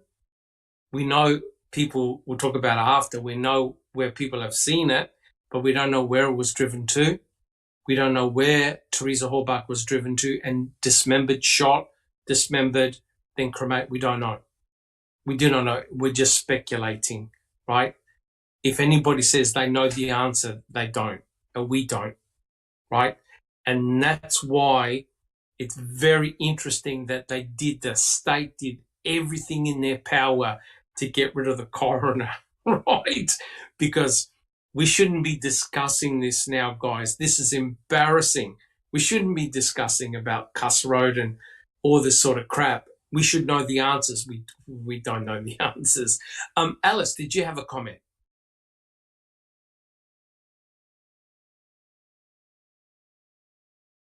Did you have a comment, Alice? Yeah, it was actually TTM and chat. My computer's running really slow, Doc. Okay. She said a wee while ago, who removed the deer trailer and why and when, meaning what year? So suspicious to me. Trailer homes be disappearing with all the characters in this case. Well, no, I don't know the answer. I don't know if Jack61 knows the answer, but let me tell you right now, a lot of those trailer type complexes were used for drug labs to make meth. And yeah, like Breaking Bad. Yeah, and the good thing, not the good thing, the thing is that if you've got a problem, you just burn it down. You just burn it down, right? And if you look at Breaking Bad, they were doing the same thing. They had a mobile meth lab, so they can go to the desert, cook their meth, and away you go. So, and I believe that at that time, Wisconsin had a very bad meth and narcotics problem. And I know that Sean Rudy was high as a kite on meth. Same with his wife, when they were doing a crime spree. A crime spree. Isn't that interesting? Around that time when Around that time. It was November 12th, yeah. A 12-day gap. And then you had Carmen Bootwell die from a drug overdose as well. So 3 women died within 12 days. I'm not saying they're related, but the one that worries me a lot is Sean Rudy. What he did to Christine is almost a mirror image of what happened to Teresa Hallbach. So yeah, it's quite scary. I don't remember what happened to the red trailer. I don't remember. I'm not even sure that we have documentation on. I'm not sure that we know, Doc, to answer your question. Oh, yeah. Okay. Correct me if I'm wrong, some dogs did hit on the stoop of the red trailer. Is that correct? Or am I dreaming? Or did I mix everything up? I don't know about the red trailer. You're talking about the red trailer at the deer camp? At the deer camp, not Stevens. At the deer camp. I think there was a burn barrel there that the dog hit on. I think that's what the dog. I think that they mentioned the stoop, which, because English is my second language, I didn't know what it meant, so I looked it up. So that's why I remember. Yes, and also, you know how they had all those like big rocks, and they found some blood there too. Yeah, we have pictures of that. Brownie says, it seems risky to burn a body or body parts somewhere that you cannot control.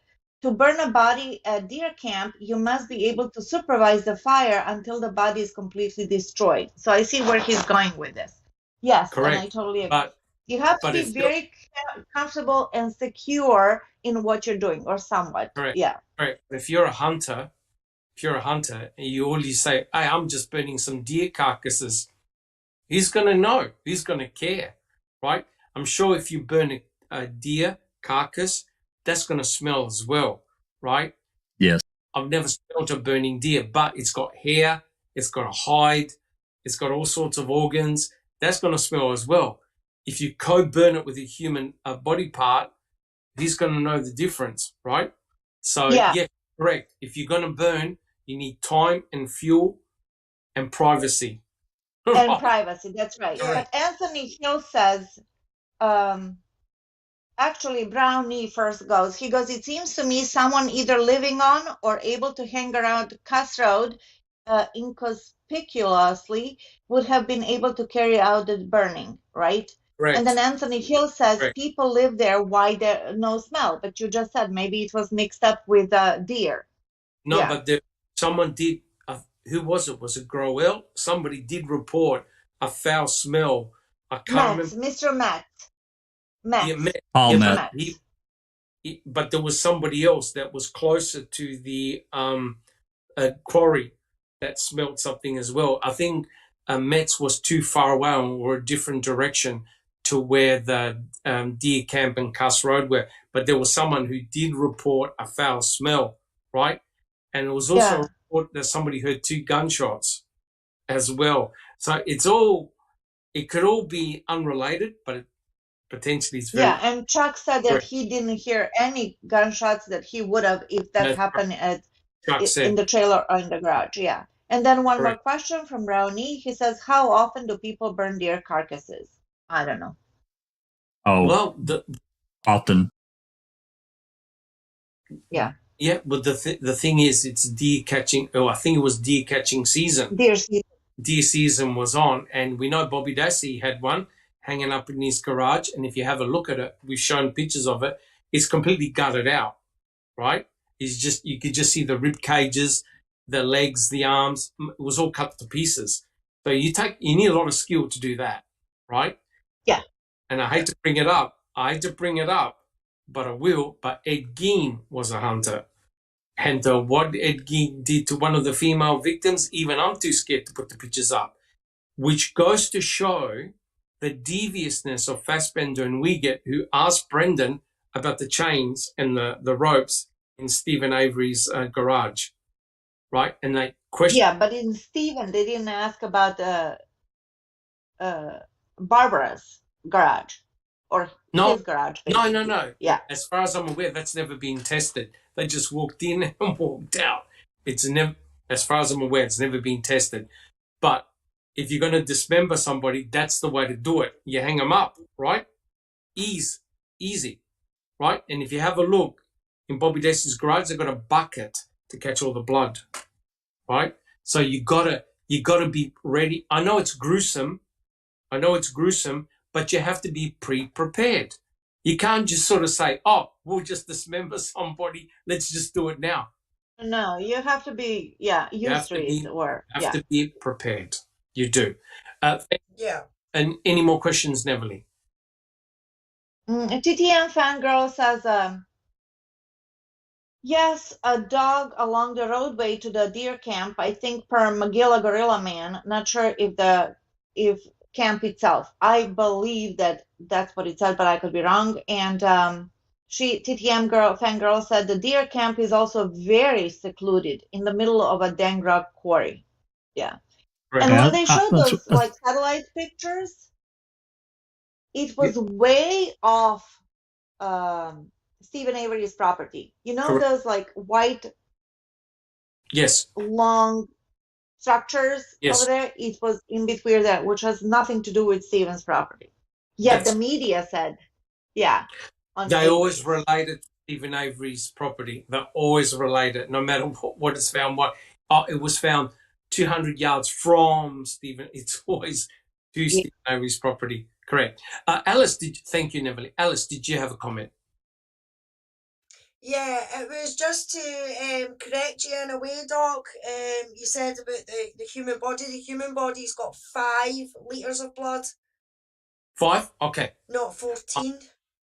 Maybe 5 litres. Okay. Crockett says sheep has 8 litres, a cow has 30 litres, and a human has 5 litres. Okay. And the only reason why I know about the 5 litres is because when it comes to Jodie, the pathologist says and hers, she had 5 litres of blood in her, so it would have been a mess, and the person would have had to have had a forensic suit on from head to toe without being covered in blood, because they say that because Luke never had nothing on him when it came to Jodie at all, no whatsoever, and she had her throat slit, she was mutilated and everything like that, so that would have been and she put up the fight of her life, so that would have been a bloody battle, Correct. That's how I remember about the 5 litres. Correct. Thank you so much. And I mean, when it comes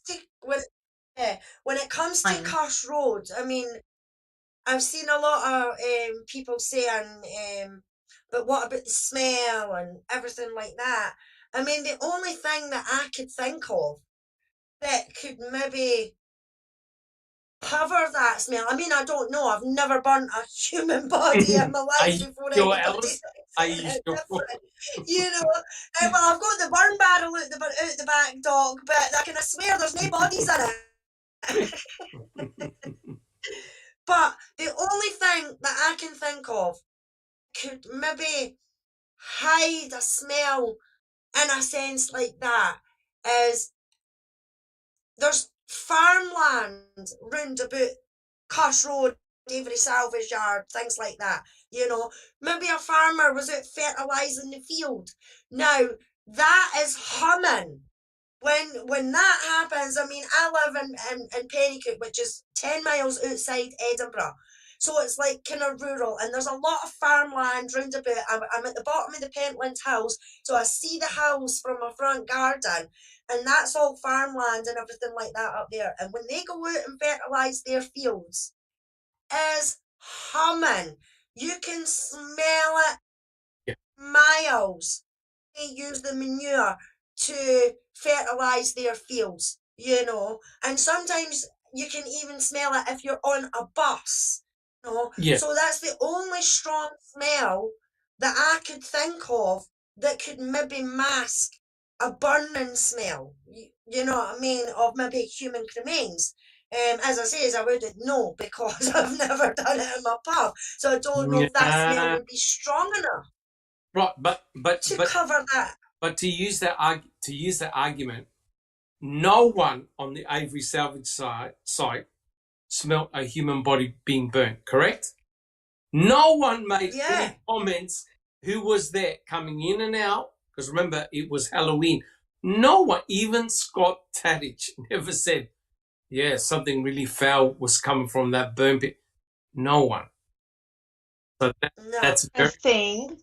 Yeah. Because he pointed out about the whopping fire, but he didn't point out about the smell.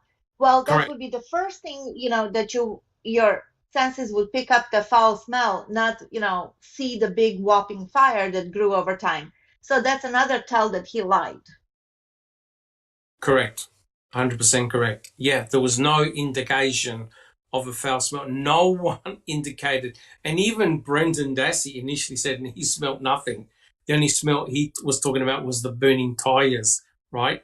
So, yeah, remarkable. All right, guys, does anybody else on the panel have any further questions or comments? How we're doing in chat? I think we're doing all right in chat. Yep. All right. Well, look, what I want from Anthony Hills. Yeah. I'm sorry. No, it says, where was Bobby's phone that afternoon on the October 31st? Bobby Dassey's phone? Yeah. Well, where was it? Like, did it ping anywhere? Well, I think Kathleen Zellner has looked at the ping records and the phone records. I do not know what they are offhand. Does anyone on the panel know Bobby Dassey's whereabouts? I think he was located in a completely different area at the time. Right. That's right. He was moving about. Yeah, it wasn't. Yeah, it wasn't. Sorry, Jack. On you go. Yeah, go for it, Jack 61. He wasn't near that area behind Scott's trailer, according to the pings of the subpoenaed records. So where he was at exactly, I don't know. I do remember a phone call to, I can't think of his name, but he's a gun shop owner, right? So, but it wasn't where we were told. Correct. Yeah, those that's an area that I'm not very proficient in, those phone pings, but I know on the George Zipperer site they go into the phone pings big time, so it's definitely worth checking that out. Correct. It's a complex picture for sure. And Neverly, did you have thank you, Alice. Was that it for comments? I was just going to explain to Neverly, humming means smelly. I see you put humming with a question mark in the chat. It means smelly. It's a Scottish word for smelly. It's humdinging. Okay. So it means smelly. Correct. Yeah. Correct. All right. Well, look, guys, what we'll do, we're not going to finish the chapter today. I had one more comment, Doc, and this goes back to Brownlee's comment earlier about isolation. Being isolated and being able to do whatever a person wanted. If you look at that photo, it's behind me. Now it's reversed, so keep that in mind. But the really tan road that leads off, it's to the left, but it's actually to the right. But anyway, it goes off that way. That goes to the deer camp, and there's a huge amount of canopy. There's a ton of canopy back there, and it's completely isolated. So correct. You could take someone back there and do whatever. I just wanted to throw that out to, for clarity. Correct. It is, in fact, Kathleen Zimmerman made the comment it was a perfect place to kill someone and she even went there with her assistants and she said, look, you can hide a RAV4 here, no problems. No one will see it from the road. So it's a perfect place to hide something, camouflage something, and kill someone, right? What the person's motivation was to kill Teresa Hallbart, I got no idea. And she also said, what was she doing there? That's 100% correct. A young woman by herself. What was she doing at Cass Road? No, that's correct. Interesting. If Teresa was indeed at Cass Road, because the evidence from the dogs suggests that she was, right? So it's rather bizarre. If the state's case is stating that Teresa Hallbart never left the salvage yard, what the hell are all the dogs doing all over the place, right? They spend more time off the salvage yard than on the salvage yard. And again, that goes to show the importance of a coroner, right? The coroner will look at all those reports, write a report, and come to, look, this is what was found. At the moment, we've just got a mishmash and it's a mess. And it shouldn't be. Not for a murder investigation like this. It's ridiculous. Well, look, guys, what I like to do is I like to finish the coroner section and we'll call it quits to the podcast. I don't want to push it too far. We're never going to finish. So I want to read the next comment, and that is as follows. I quote, now remember, Deborah Kakach is in the courtroom, right? She's in the courtroom. She took the stand. I quote, after several preliminary questions by defense attorney Dean Strang, witness Kakach got this look on her face like, I quote, I got something to say about Manitowoc County, close quote. Oh boy. Norm jumps up, interposing an objection, and the jury is whisked out of the courtroom. So quite clearly, they're shitting their pants. They don't want the county coroner to say a word, right? And we'll go over the evidence. But here's the question to the panel: why did the state prevent their own coroner from testifying in front of the jury and the judge? Because quite clearly, and we'll go over it, Norm Gum says, objection, Your Honour, get rid of the jury, and they got rid of Deborah Kakach. The question, what were they fearful of? What were they fearful of? Who would like to answer that one? Who would like that? And Jack 61, what were they scared about? Well, I'll turn the floor over to Alice in a second, but to me, just briefly, that they knew that she could severely damage their credibility in front of the jury, and they could not have that. They couldn't have it. So they created this. I mean, they really treated her like garbage. I don't remember what you said earlier when we first began, but Kratz said something like this, that she was gently suggested or gently treated. I'm thinking to myself, what?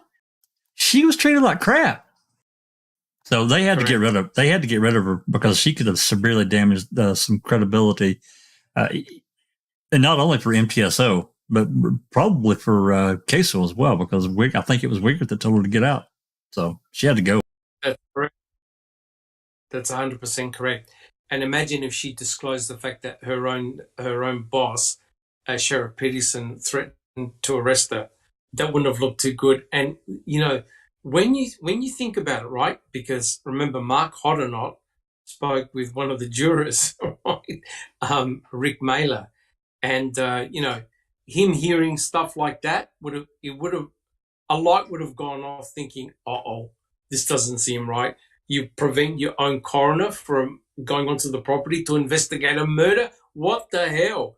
And this is what a lot of those jurors were thinking in the courtroom. They weren't dumb. They knew what was going on, right? They knew what was going on. Excellent. Alice, do you have a comment? Yes, I can tell you probably exactly, trying a small summary of how it would have went, Doc. It would have went by Dean and Jerry. So, Miss Catcatch, what is your job? I'm the county coroner. And what do you do in that job? Well, I go to people or scenes to look at bodies, look at crime scenes, everything like that. And did you get a call to go to the Avery salvage yard on the blah, blah, blah? No, I did not. And why did you not? Because I got threatened to stay off the property. Boom, bang, done. That, you know what I mean? Their case would have been out the window. It would have been out the window. The first few questions that Dean and Jerry would have asked her would have been, tell me your credentials, things like that. She would have went through what she has to do, actually at a scene of the crime by doing the grids and everything like that. You know what I mean? She would have explained all that, and then they would have slammer, were you called to the Avery salvage property? No, I was not. But you are the county coroner. Yes, I am. And that would have been it. That would have been it. That is why they couldn't have her on the stand, because the case would have fell through completely. Yeah, it would have looked very bad. 100% agree. 100% agree. Thank you very much, Alice. Neville, did you have any further additional comments? Dark Side of the Moon did. Oh! She said, She said also that was early on too.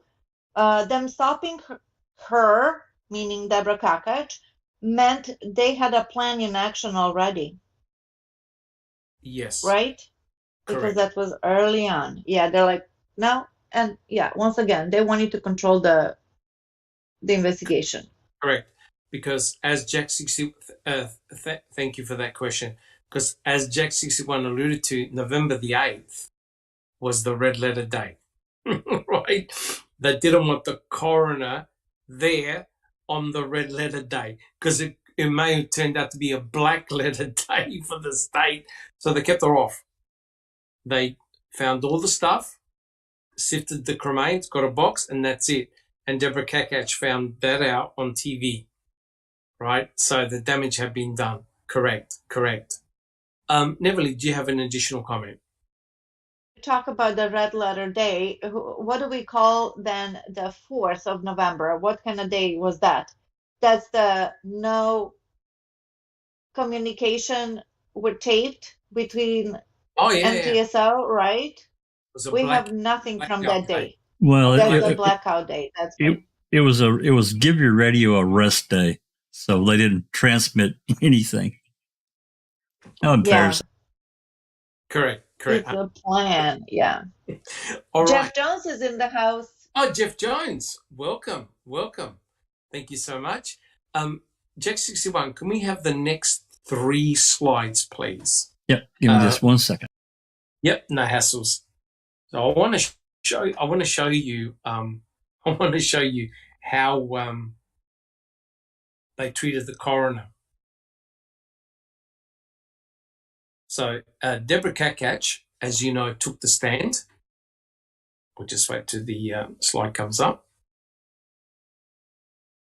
Okay, so have a listen to this, right? So this is the genius of the state, right? So this attorney gun goes, Is at the top? Yep. I quote, Your Honour, I'm sorry, Your Honour. I think we need to be heard outside the presence of the jury. The court. All right. At this time, the court will excuse the jurors for a few minutes. So the jury kicked out. Then the judge goes, you may be seated. Then Attorney Gunn goes, I believe it would be better if the witness were to leave the courtroom. So this is Deborah Kakach on the stand. The court. All right, Miss Kakach, we'll excuse you from the courtroom at this time, Mr. Gunn. So not only were the jury thrown out, but also Deborah Kakach had to leave the courtroom. Can we have the next slide, please?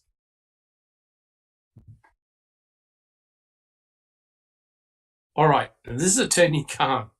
I quote, and I would ask, what is the relevancy of this? The Manitowoc County Corporation Council, is my understanding, wanted to, now, note the following, remove all Manitowoc County officials from this investigation.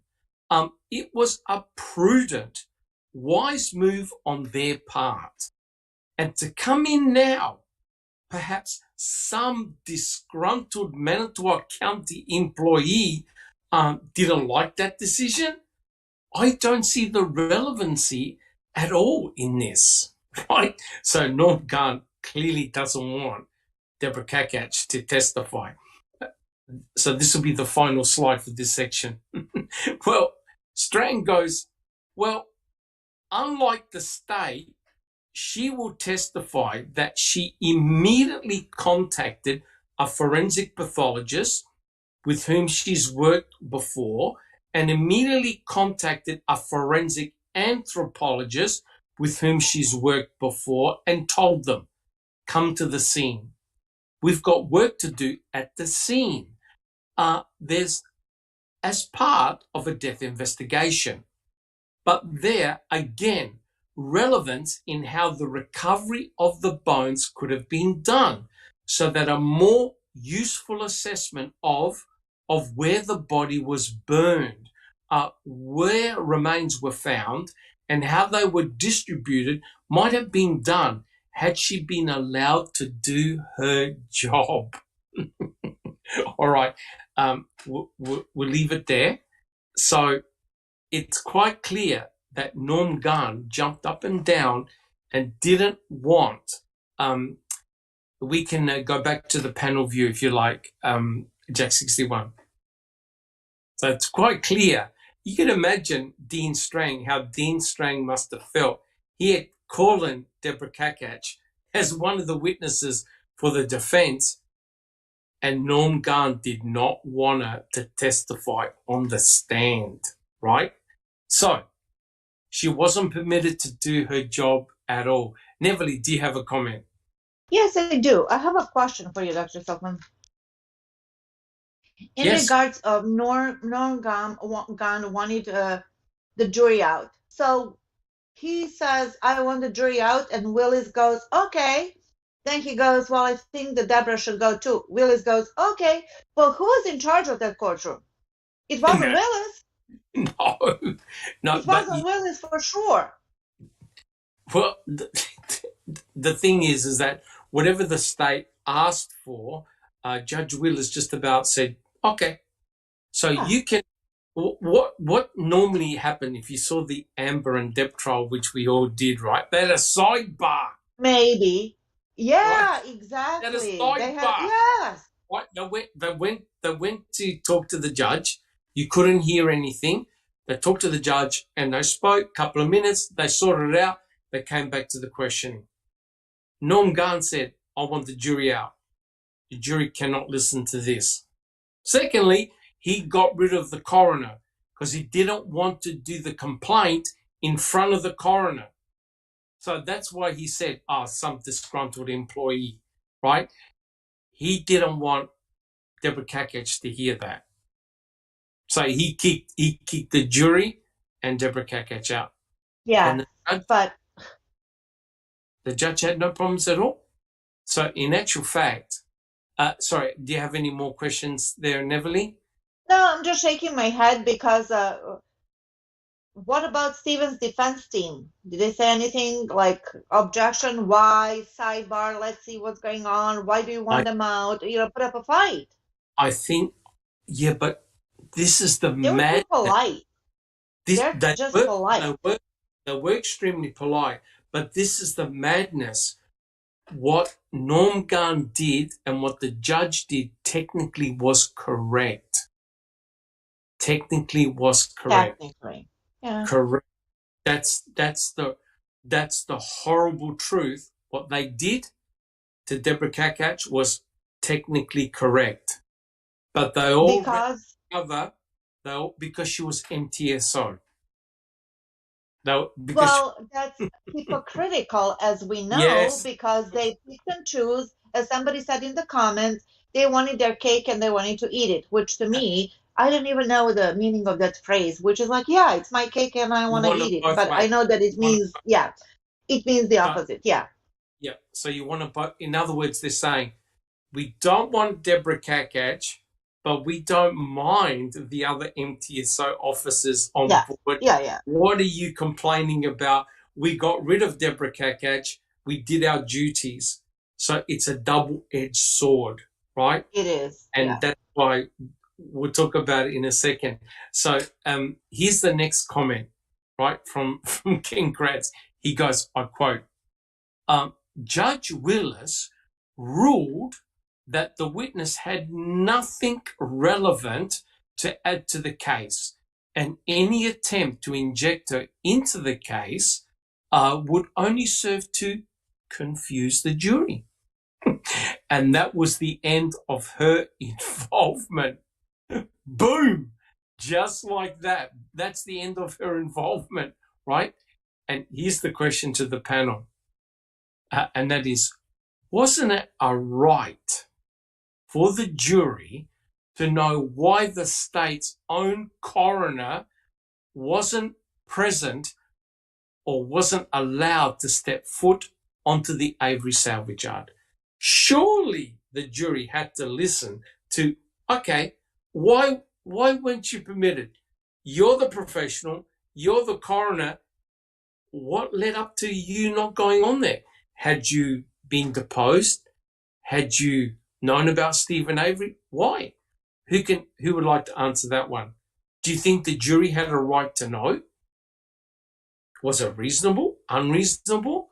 And Jack 61 first. Jack 61. I think that it should be reasonable to just a regular citizen, because I would think even in my county here in Michigan or any other place that if cremains are found, that the coroner is going to be called. If that's state law, the coroner is going to be called, and they're going to do their function. And I think the jury had a right to hear that, even if there was some objection to her testimony. Mr. Gunn with his smart-ass comment, well, she's just a disgruntled employee. Well, you know what, Gunn? Shut the fuck up, man. Come on. That's ridiculous. That is insane. It is. What Gunn said. That is insane. Yeah. Some disgruntled employee. This is the coroner. That's right. And Ken said the coroner just comes along to kick the body. Yeah. What type of bloody fucked up comment is that? You're right.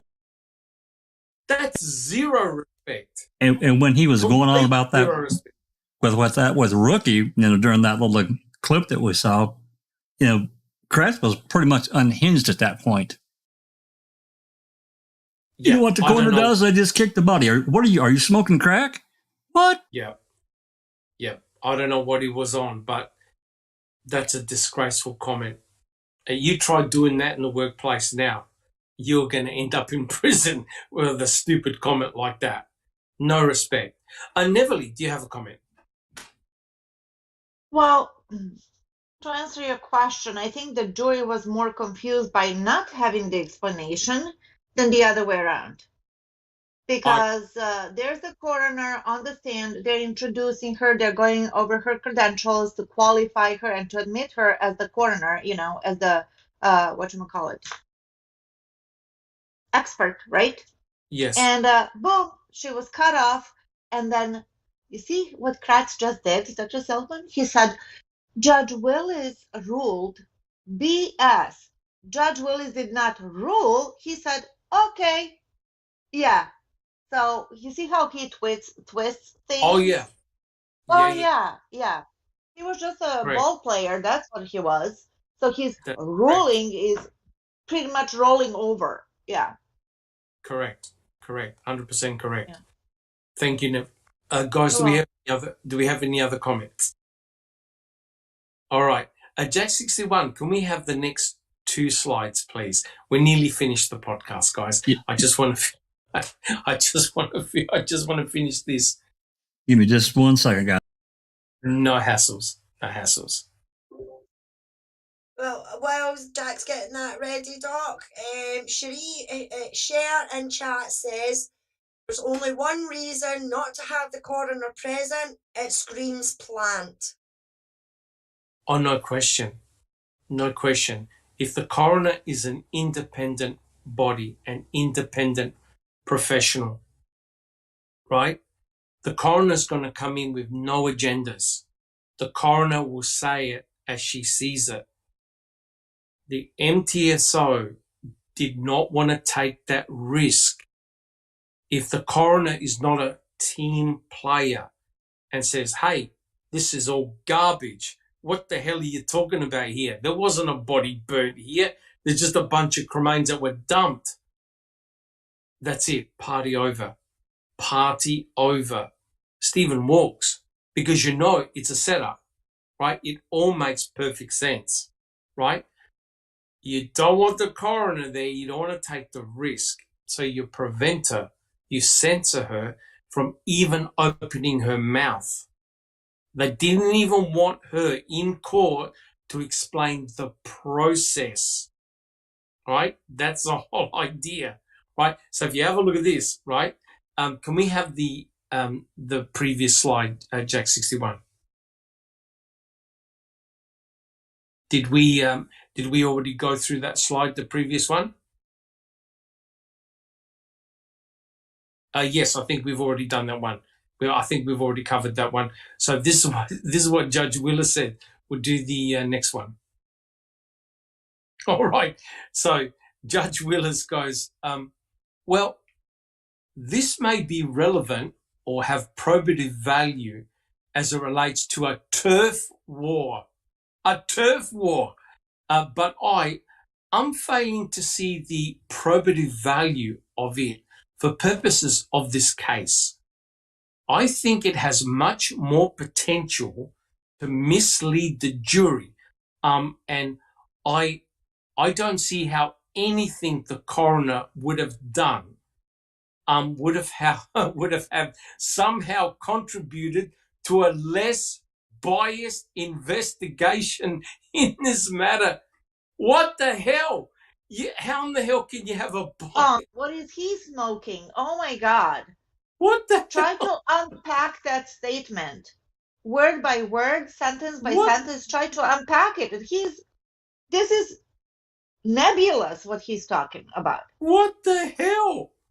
I'm gonna read that out again. I don't believe If you can. I'll read it out again. If you can, yeah, please. This Judge Willis in the middle of a trial, he goes, well, this may be relevant or have probative value as it relates to a turf war. But I'm failing to see the probative value of it for purposes of this case. I think it has much more potential to mislead the jury. And I don't see how anything the coroner would have done would have somehow contributed to a less biased investigation in this matter. What the hell? WTF? Yeah. You you don't want a biased investigation. You want an open investigation. But less bias. So he's saying that it's not biased. Like, oh, look at this. They're as neutral as possible. Yeah. Yeah. It's almost like the judge knew that shenanigans took place, but he doesn't want to touch it. Jack 61. Thank you, Neville. Jack 61. What do you think about what Judge Willis just said? Yeah, I was going to pretty much just mouth what you just said, is that I don't see how Willis was just he just let them run his courtroom. I mean, to me, he was totally subservient to whatever Kratz, Gullen, and Fallon wanted. No, we don't need her. Correct me if I'm wrong, but wasn't Tom Fallon almost senior to the judge? Wasn't he like senior to the judge in the case? Because Tom Fallon was pretty high up. Wasn't he assistant attorney general at some stage? Yeah, but it's a separate, they're really kind of separate. They're not separate, but they kind of are separate branches. So, I mean, while Fallon, yeah, he's got a lot of juice, I'm sure, at the Attorney General's office. It's still a completely separate thing. The judicial branch part of it is supposed to be he's supposed to be the rock between the state and the defense. So he was just completely subservient. Yeah, he's the judge. But he was being very subservient. He's in control. Right. Now, at risk of Cherie Lynn Patilla going bananas, you look at the difference of the judge in the Amber Heard and Johnny Depp trial. She was in total control. Absolutely. She took it from anybody. Whenever there was an objection, they did a sidebar, they sorted it out, she ran it like a tight ship. Here, it was a free-for-all. It was the Wild Wild West, right? I mean, you're tossing out witnesses, you're tossing out the jury, and Ken Kratz, don't forget what happened when that officer from Singular with the telephone calls came on the stand. He also cracked the fruity, and he also got rid of the jury. Twice. So how on earth, twice, not once, but twice. They ran the jury out. How on earth is hearing about the voicemails going to confuse the jury? Don't you think in a murder investigation, all bets are off? You have a look at the Amber and Depp trial. All the dirty laundry was on display.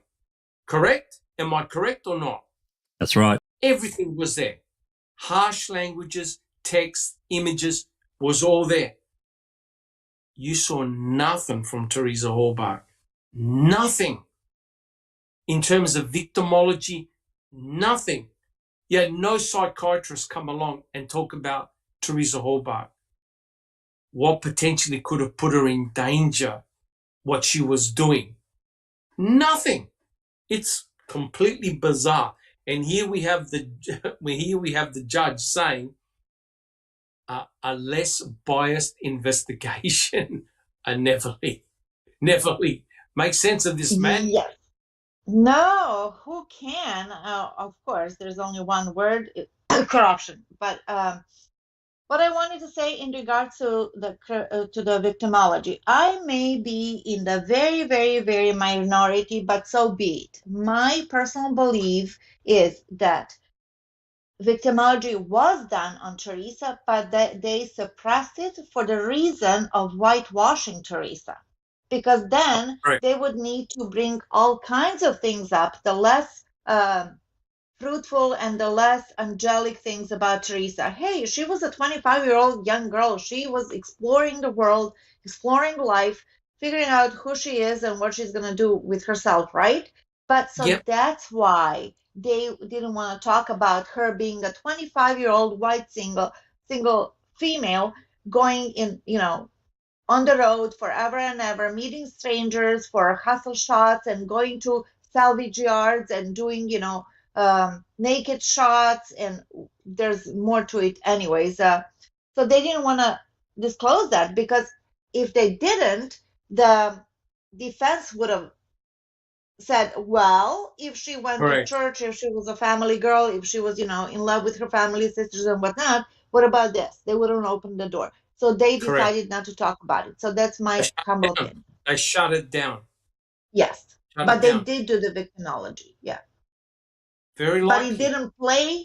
It didn't, work out for them. So that's why they're like, never mind. Remember when Kratz said, oh, this little girl, young woman. That's right. That's correct. Oh, creepy. Yeah. That's correct. That's correct. They shut it down.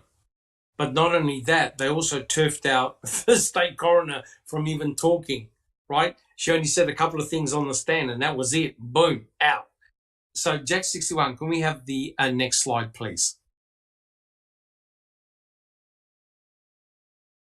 So, here's the judge.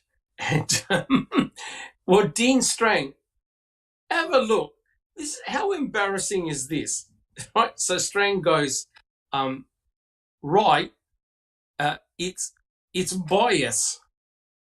It's a double standard that's employed, in our view, by the people running investigation, including those who testified as witnesses here or were involved in it, right? So it's a double standard. On the one hand, you're saying, coroner, even though you've got no conflict of interest, you step forward, we're going to arrest you. Yet, we welcome people like Colburn, Lenk, Remaker, Bushman, and a whole heap of other MTSO officers, right? So in one particular case where the coroner has to examine a crime scene involving remains and a burial and a cremation, that's not okay. We're not going to have a coroner. We're not going to have a forensic anthropologist. We're just going to go in there quickly and sift the bones and run out with a box of bones, right? And what did Bibi say? Her famous line, came in a box, left in a box. That's it. That's the only thing we got, a box of bones.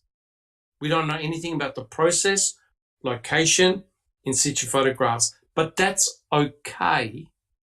Yet we have people like Lenk and Colburn who are finding key pieces of forensic evidence, like a key that happened to have Stephen Avery's DNA on it, right? And then they were also involved in potentially the RAV4 and the bullet. So they're all over the place. But that's okay. That's no problems. We can give them an excuse. The judge never said every piece of forensic evidence found by these guys should be inadmissible because they're fruit from the poison tree. Neverly, do you have a comment? Yes, going back to Judge Willis, Pete Moss asked, did I hear Ken Kratz particularly chose Willis? Can they do that? I think they could. Jack 61 may know what the actual procedure is in terms of choosing a judge, but can't you... or Cherie.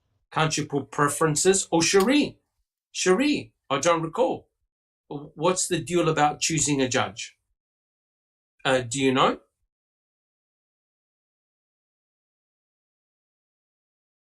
I'm not Sorry, I don't want to cut off Jack. Yeah, I'm not sure. Jack 61. Yeah, think back now, this goes way back to when they wanted to move the trial from Manitowoc County to Calumet. Yes. Okay, and the state said, fine, but we want Judge Willis. So they wanted to keep him. And but now, as far as the process, and it would take a lawyer to actually answer this, but I think that there's a chief judge for the area, whatever, and he controls blah, blah, blah, the cases and how they get assigned. I think they probably run some kind of, running docket of who's not busy or who can take the case. I think that's how it's done. Yes. So some attorneys like working with certain judges, right? Right? So there's a preference, because remember what Brad Schimmel said when the Seventh Circuit Court met? Because, you can't help who you get as a judge, right? We knew how they were going to vote. So he wanted to go to a higher panel because he knew the way those judges were going to vote against Brendan Dassey. So it's like a shit show. It is all biased. If you line up the right people that are sympathetic to your viewpoint, you're doomed. Yeah. It's not fair, right? It's not fair at all. I think Cherie's back now. She might be able to talk. Cherie. In my area, you don't get to choose a judge. Like in some of the courts I go in, we have more than one judge, and you just get the one that is, on duty that night, But we tried to have one recuse himself just recently. The funny thing is, the judge, he's the one that decides whether to recuse himself. I guess that was like Sukovich or whatever her name is. Yes. He refused to recuse, but we're going to do something about that. Anyway, not normally around here. Right. That's very, very interesting. Very interesting. Okay, so here's the final question, right? Here's the final quote for today's podcast. This is Mr. Kratz. What in the name of hell was this woman doing in Ma'am 2? Smoke and mirrors, my friend. Judge Patrick Willis specifically told us that the woman had, quote, nothing relevant to add to this case. Riccardi, Zellner et al. Believe you needed to see her anyway. Like I said, smoke and mirrors. Right? You could see how unprofessional Mr. Kratz is when it came to the coroner and other people. There was no respect at all. This is a highly decorated person with a lot of experience, right? And to say a comment like this, what in the name of hell was this woman doing in Ma'am 2? Right? Just like that. And so the question to the panel is, do you think the processing of the cremains would have been better performed if Deborah Kakach was permitted to do her job? Yes or no? Let's start with Neverly. Do you think it would have been a good idea to have the coroner? You can argue it after whether she should have been there, right? You can argue exactly. Find out what she's gonna find out. It gives you an idea where to look for and what to look for, and then decide whether this is beneficial for you or not. But look at the Kratz. Let's go back to the to the passage that you just read. Jealousy and also slinging shit everywhere. Correct. Because because only due to the fact that it benefits him to say that. If he needed Deborah, he would say, oh, she's the best coroner in the world. Correct. No, exactly. Correct. Oh, we needed her, like air and water. He would have sang praises. But because he didn't, he discarded her and he ridiculed her.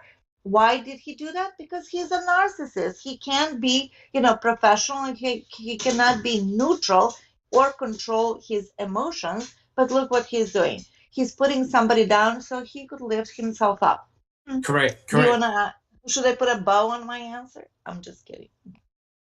Well, I think your answer is straight to the point and to Mr. Kratz. But that's exactly right. And what blows my mind is that he called Dr. Eisenberg the smartest woman he has ever met. Right? He said that during the trial that Dr. Eisenberg was the smartest woman he had ever met. And yet the amount of omissions. Yes. Yeah. The amount of omissions that Dr. Eisenberg did in the trial, and not forgetting what she called bones found in the Rudy case as human fetal bones, and it ended up being, I think, animal bone. They were animal bones. It was a raccoon. That goes to show you got to be very, very careful. I don't know whether that made Eisenberg super sensitive. I better not give any answers at all. My belief is that Ken Kratz went to her and said, shut the fuck up and don't mention anything about those bones in the Manitowoc County gravel pit. Yet, here's the deviousness of her. She wrote in a report that there were cut, burnt human remains in the Manitowoc County gravel pit. And yet she wasn't prepared to call pelvic bones that were found in the Manitowoc County gravel pit as human, because she knew if she did, the state would be in huge trouble, because you can't explain why in Stephen Avery's burn pit you have part of Teresa Horbach's pelvis, and in the Manitowoc County gravel pit you've got another part of Teresa Horbach's pelvis. How in the hell does that work, guys? The pelvis is a couple of bone structures joined together, right? They're not going to be separated apart in a FOIA. So she knew she had to keep her mouth shut, right? And she refused to look at the bones under a microscope. That would have told her immediately, yep, they're human, right? So if you think that, it's another victim, that means that you've got another unknown female dead in the Manitowoc County gravel pit. Don't you think you want to find out what the hell's happening? Is it a killing field? Is it a dumping ground? Nothing.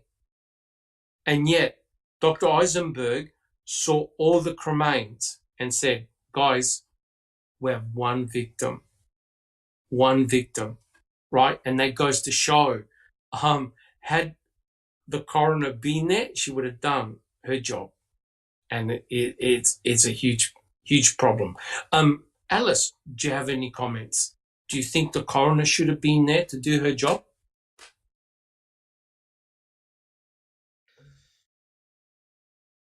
Alice. Oh, no. Stock. Do you think that, yes, correct. The coroner. Yes. She should have been there to do her job. She should have been the first one to call if they thought that there was any remain at all, even if it was just a shin bone or, and it looked human. She should have been the first one to have been called. It just takes me back to the fact that they tested the waters with her before, when it came to the Ricky Hotstedler case, and they knew that she wasn't going to play ball with them. Yeah. Yes. Because they wanted her to do something. They wanted her to do something, and she said, "No way am I doing that." So they knew fine well that she would not play ball, so she couldn't be part of it. Correct. Especially if they were planning on Freeman Stephen the way they did it, because they knew as soon as she went to that property and looked at that scene, she would have went, "What the fuck has happened here?" Yes. Point blank, everybody off the property. Correct. Call my own guys in, and that would have been it, Doc.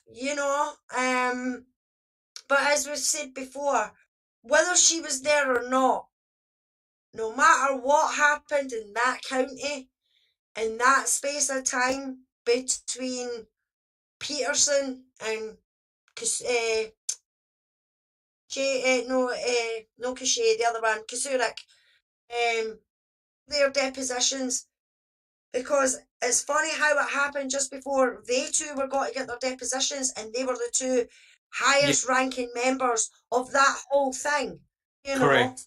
And then this happens. What if it had been Kasurik who had done his I reckon something would have happened in between Kasurik and Peterson doing their deposition as well, that they would have found something else to arrest Stephen on, so that it would stop those depositions from going through. Now, I don't understand why they didn't, because it was still a civil suit. So, but yeah, no way. She should have been on that property, period. And for them to turn around and say that it was a conflict of interest on her part is bollocks. Yeah, 100% agree. I mean, look, argue it after, right? Like they argued for Colburn, Lenk, and everybody else. They argued it after. They found an excuse. Why not do the same courtesy to Deborah Carcasses, who was never deposed? They could have easily brought her in and say, well, look, Judge, she was the best qualified person for the time. No, they made sure she never stepped foot. Neverly, did you have thank you, Alice. Neverly, did you have a comment? Yes, Dr. Silkman. I would like just to remind everybody what Peterson said. Ken Peterson. He said, if we wanted Avery in prison, we'd put him in prison. If we wanted him dead, it would be easier to kill him than to set him up. Well, guess what, Peterson? And guess what, everybody? Stephen, where is Stephen? He's in prison. Correct. He said it publicly. Who does that? Who says something like that? That's like your plan of action. That's your MO. Mafia boss. You know what I mean? Your capability. A mafia boss says something like that. Yeah. Yes. Does something like that. So just a reminder, because we haven't talked about that in a long time, but this is what Ken Peterson said. If we wanted to set him up, no, it would be easier to kill. But if we wanted to put him away, we would put him away. Hello, where is Stephen? Put away. Correct. And the sad thing is, these officers are there meant to serve and protect, right? And that's exactly the argument that Ken Kratz used in court.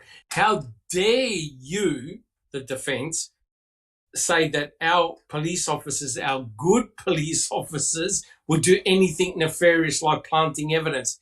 Yet Peterson comes on TV and says, well, if we wanted to eliminate Steve, we'll eliminate Steve. And you're thinking, hello, maybe he wanted a role on The Sopranos. That's pure unbelief. That's true, to serve and protect. But serve and protect whom? Yes, correct. To protect the old school, the old establishment. And themselves, yes. 100% correct. Thank you, Neverly. I don't recall. Should Deborah Carcasses have been on that property to do her job? She definitely should have been there, yes. And it should have made a big difference. It would have, unless they messed with the jury, which they did. Correct. And it wouldn't have confused the jury, because the coroner would have said, this is what I found. Here are the pictures. This is what I found. No shenanigans. No, but I mean, the shenanigans after, with the jury is what I meant. But definitely. I know what you mean. Yeah. Still would have been on the record. Correct. On the record. That's it. 100%. Jack 61. Should Deborah Carcasses have been on that property to do her job? Absolutely. And she should have been in Caldecott Road as well, because and the quarry on the night. She should have been called there as well. Absolutely. Correct. Just one comment about Eisenberg, because we talked about her quite a bit. Doesn't everyone think to themselves that with everything that she looked at, I'm sure was, probably talked to with the prosecution, everyone surely she had to suspect something squirrely was going on. She had to. Eisenberg? Absolutely. No question. No question about that. She must have known that something fishy was going on, because she's looking at all these cremains, right, and thinking, bloody hell, where's the rest of the skeleton? How come I'm finding bits and bones? How come people are giving me bits and bones all over the place? this doesn't look right. So what you think here and what you say are completely different in a court of law, right? Because King Crad said, I talked to my witnesses, which meant that he would have spoken with Eisenberg and said, see these areas here? You don't approach. If you don't know, say, I don't recall, I don't know, I've forgotten, right? So Eisenberg would have known all the questions that the state were going to ask her. The state knew all her responses, so there's no surprises. What she had to take care of was the defense, right? And so what had happened was that Fallon preempted everything. So, that bone in the bone that looks like the pelvis, do you think that was human? Suspect human. What about that bone? Suspect human. She never committed to an answer. So when the defense asked her, she goes, no, I did no further testing. Suspect human. Could be human. Don't know. That's the way she overcame the embarrassment of really tough questioning. It's disgusting and shocking. Rhonda, are you still with us? I'm not sure whether Ron. Probably not. Okay.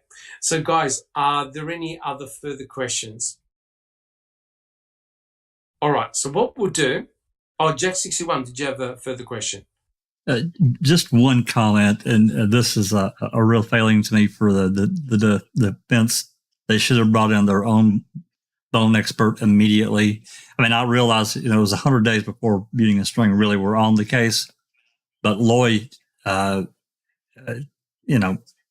lack of resources or what, I don't know, but the defense should have brought in their own personnel, even if Beauty and String had to have done it when they got there to do their own examination. And it was a huge failing for them not to do that, in my opinion. Yes, I understand. I know that Dr. Fairgrieve was brought in as the defense forensic anthropologist, but I don't think he examined any bones, right? No. And the ridiculous thing is that Dr. Symes, right, who was an expert for Kathleen Zellner, goes, I only saw photographs, right? So he never saw any bones. So they're only looking at pictures, right? So if they've got access to the cremains, they can say, right, I can test them, see if they're human. We can send them off to a laboratory and do some type of analysis to determine whether they're human or animal. We can stick them under a microscope. They had none of that, right? And remember, in 2011, they'll give them back. So you had no access to them. So it was a game played by the state, and it was perfect, right? You deny the defense the evidence, right? And so hence, you can't comment on it. It's shocking. All right, Jack61, can we have the final slide? I think we've got one or two left. Just give me just 1 second. Yes, no hassles. So quite clear, Mr. Kratz was incredibly savage to Deborah Kakach. Why? I've got no idea. She was there to do her job, right? Okay, I think it's the next one, Jack61. Right, so, this is as bad as it gets, right? This was quite shocking, right? So after the trial had finished, about 6 months after the trial had finished, Deborah Kakach had enough, and she had resigned after 15 years of service as a Manitowoc County coroner. That's how disconsolate she was, right? Think about it. She's the coroner, and they banned her from even coming onto the property to do her job because they're stating conflict of interest when there wasn't any. But what's incredible is that when she spoke, this is why Mr. Kratz did not want her in Ma'am 2, because in Making a Murderer 2, she said, hey, I got threatened with arrest. Imagine your own boss coming up to you and saying, you do this, I'm going to arrest you, right? She felt intimidation, right? So imagine every time she went out to a murder scene to do investigation, she felt intimidated by her own colleagues. She said that she didn't feel safe, right, in her own workplace. So, you know, the old boys network, if you don't play the game, you're out. And she said, I had to end it, right? And the sad thing is, she even said, I love my job. When was going to be the next threat? So quite clearly, she felt very intimidated. Imagine coming to work every day and people giving you death stares saying, yeah, you. She resigned.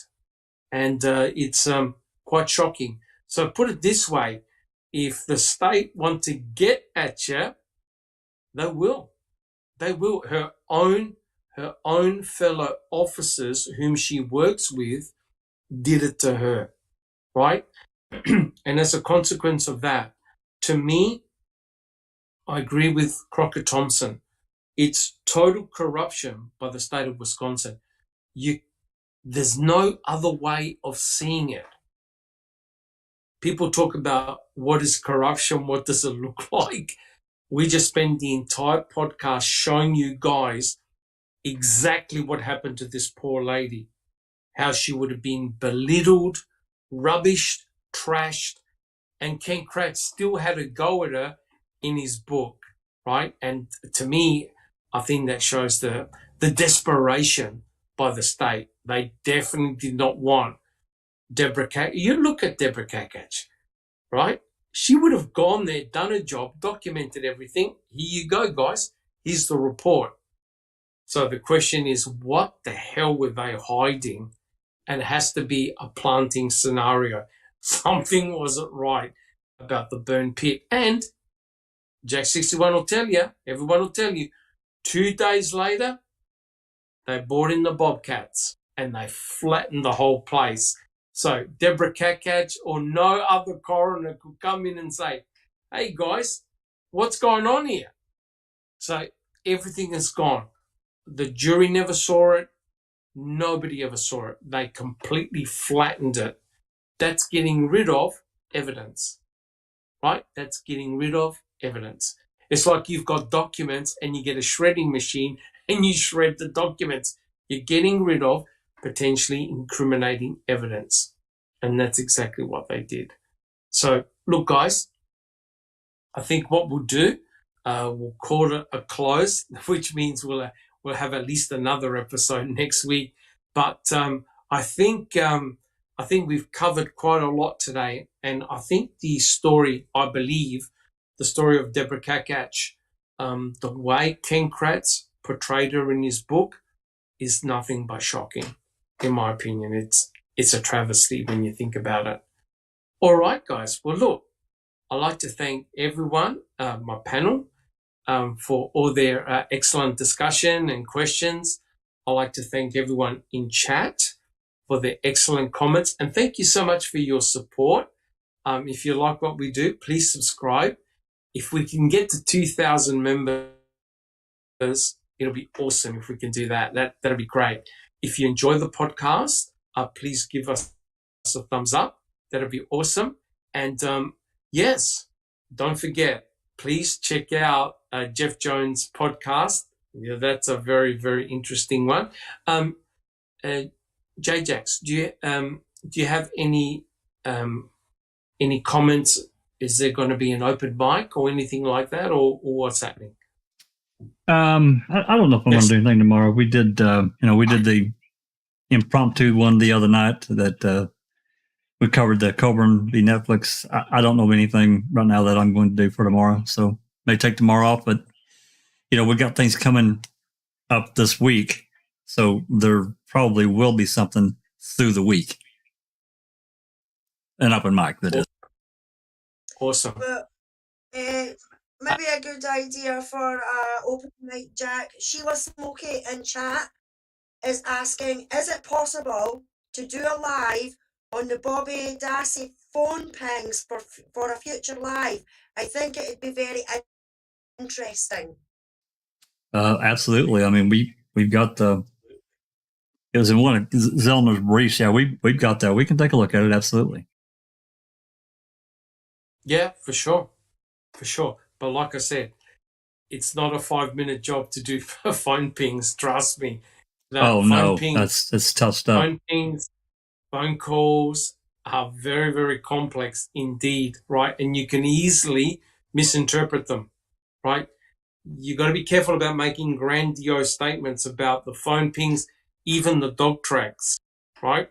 Because you can make erroneous conclusions and get into deep trouble. But definitely it's something, an area that we can look at for sure.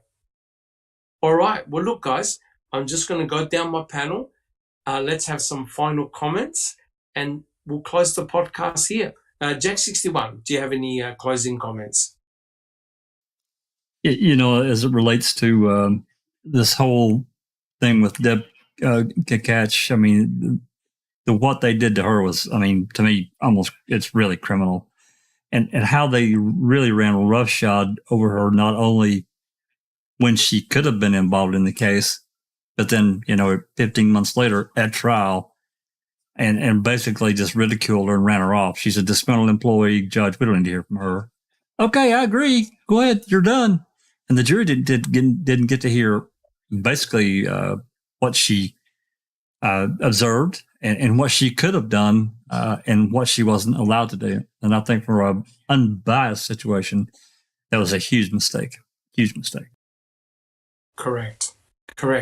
And it's really embarrassing when, I forgot his name, whether it was Sturdivant, who said, yeah, I'll take the blame for this. I'll take the blame for that. I'll take the blame for no coroner, forensic anthropologist, photographs, etc. You're thinking to yourself, for fuck's sake, you could have alleviated all of that bullshit by having the right person doing the job.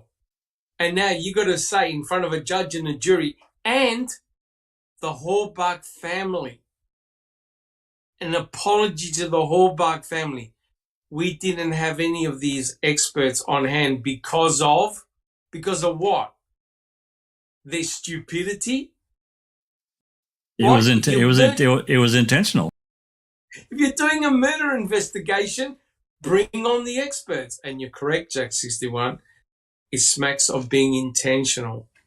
Absolutely. That's the sad part. Yep. Thank you so much, Jack61. Next, we have Neverly. How are things? Well, Dr. Silkman, I just wanted to thank you for guiding us through this book and trying to, yes, I know, trying to unpack all of these statements made by Mr. Kratz. But I really wanted to thank our followers in chat. Oh my gosh, you guys, the chat is popping with all these heavy duty questions. It's really nice to get like challenged and stimulated like this. So thank you very much and do continue. Yeah. And if you like what we do, please hit the like button and subscribe and, come to Discord. We'd love to have you over. It's not just that we, talk about the case all the time. There's many cases that we discuss. We have a whole community going on. We watch movies together. There's a party room. There's suggestions, FOIA rooms. There's like 30 rooms going on. So, come on over and see if you like it. If you do, stay. If not, you can leave. Just, check it out. Fantastic. Thank you so much, Neverly. Much appreciated. Alice, how about yourself? How are you coming along? Yeah, doing good, Doc. Doing good. Just like Neverly, I'd like to thank everybody in the chat for joining us every week. We've got fantastic people in the chat that ask some difficult questions. Oh, yes. And we're happy to answer them if we've got it. And if we don't, we basically say we don't know or we can't answer that. But it's like Neverly says, it's the stimulation that goes on with the chat. that I like, because they do come out with some fantastic questions, and a lot of them are on the same wavelength as what we all are. We are researching the case and looking at the documents and the papers and everything like that. But some of these lovely people that join us in the chat are coming and only listening to us because we're giving out the facts, you know. And I just think that's brilliant, and we couldn't do it without yous. And I would just love to say to my panel as well, it's fantastic being here. And I'm so glad that I found a lot of yous. I think it's been about 3 years now. I think it's 3 years this year. 3 years. I've joined a lot of yous. Yeah. And I'm so glad, because I was screaming at my telly so much and I needed somebody to speak to. So I'm so glad I found you, and I'm happy to be here. And thanks to everyone in chat for your support. It's fantastic. Thank you so much, Alice. And none of us are addicted, of course. And none of us are addicted. Not at all. Not at all. We could walk away anytime, Doc. Anytime. At any time. Correct. Thank you so much. I don't recall. What about yourself? How are you coming along? Oh, the main thought I had over this, and the whole case actually, but just the way the treatment of the coroner and the way the state and the prosecution and the judge and everybody acted, it just tells you how deep and wide the corruption is, because they weren't afraid to do that, you know, to do the things they did, and they should have been. You've just hit the nail on the head. They weren't afraid. They weren't afraid to pull that shit, and they did it whenever they were required to do it. And there was no consequences for their actions. No one got a slap on the wrist, right? And I know that Neverly's got a couple of podcast series coming up. Is that true, Neverly? In which we will be looking at Mr. Kratz. And maybe. And his other I can't confirm or deny. Yeah, so... Yes. Oh, my, you guys. It's like we're going to be taking Xanax before every podcast, because it continues. It just continues, and it just shows how desperate they were to do something in order to secure the conviction. And you know what blew me away? And Crockett Thompson actually was the one who said it, I think, in the chat. It was one of those moments that it was like, oh my Lord, that your jaw is on the floor, like hitting it hard. Not just your mouth open and you're like, oh my God. No, this was like, I cannot believe it. Like, pooh. When poor Brendan Dassey was ordered to go home by Judge Duffin, and when Kimmel came out and he said, nope, it's not going to happen. No, that's correct. That was the most tragic, heartbreaking, shocking moment in the whole Making a Murderer series of both seasons. That, seriously. And that, it was like, oh, they can do whatever they want. They did. They can do the, yes. And again, remember the immunity that they have. Nobody can touch them. Nobody can touch them. They're untouchable. And I don't recall said it. There was no repercussions for what they did. They felt protected, and they pushed the boundaries as close to the edge, and they got away with it. That's the disgraceful thing, right? And, you know, what can one do? Now, just Rhonda, are you there, or I'm not sure. Probably still admiring her lovely T-shirt and cup. Probably not. Nah, I think she's gone. Well, look, guys, thank you so much for that. I think she might have fell asleep, Doc. That's a possibility. I think she might have fell asleep or something, because she hasn't been in chat for a wee while. And she's not said anything for a wee while, so I think she might have off. God bless her. Correct. Well, look, guys, thank you so much. And like I said, we value all of your support and showing up. I mean, I know it's a tough go listening to Ken Kratz's book, but the important thing is that you're getting different viewpoints from a lot of different panel members. We're all different. We think differently. We've got common goals, but we think differently. We approach the case differently. And together you get this incredible kaleidoscope of ideas, which is I find it's truly amazing, right? And you guys in chat come up with some brilliant questions. Now, we can't answer all of them. We don't know the answers to all of them. Some of them are unknown, right? But we try and do our very best to see if we can find an answer, but there are still elements of this case which remain unknown. Nelly, do you have a quick comment?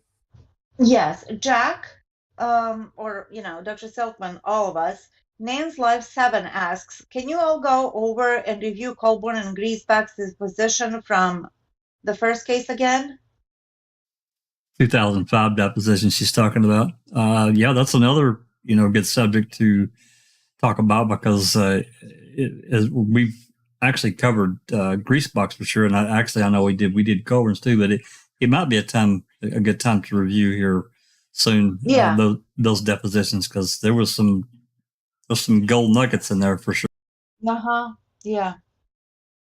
Thank you. For sure. So much of the shenanigans are in those depositions, those 2005 depositions. They're a gold mine. They really are. Well, look, guys, again, thank you so much for your care, your passion. Please subscribe, hit the like button, and turn on the notification bell, because when we do a podcast, you get notified in time. So thank you so much, guys, and take care, and we'll all catch you next week. This has been a Foul Play production.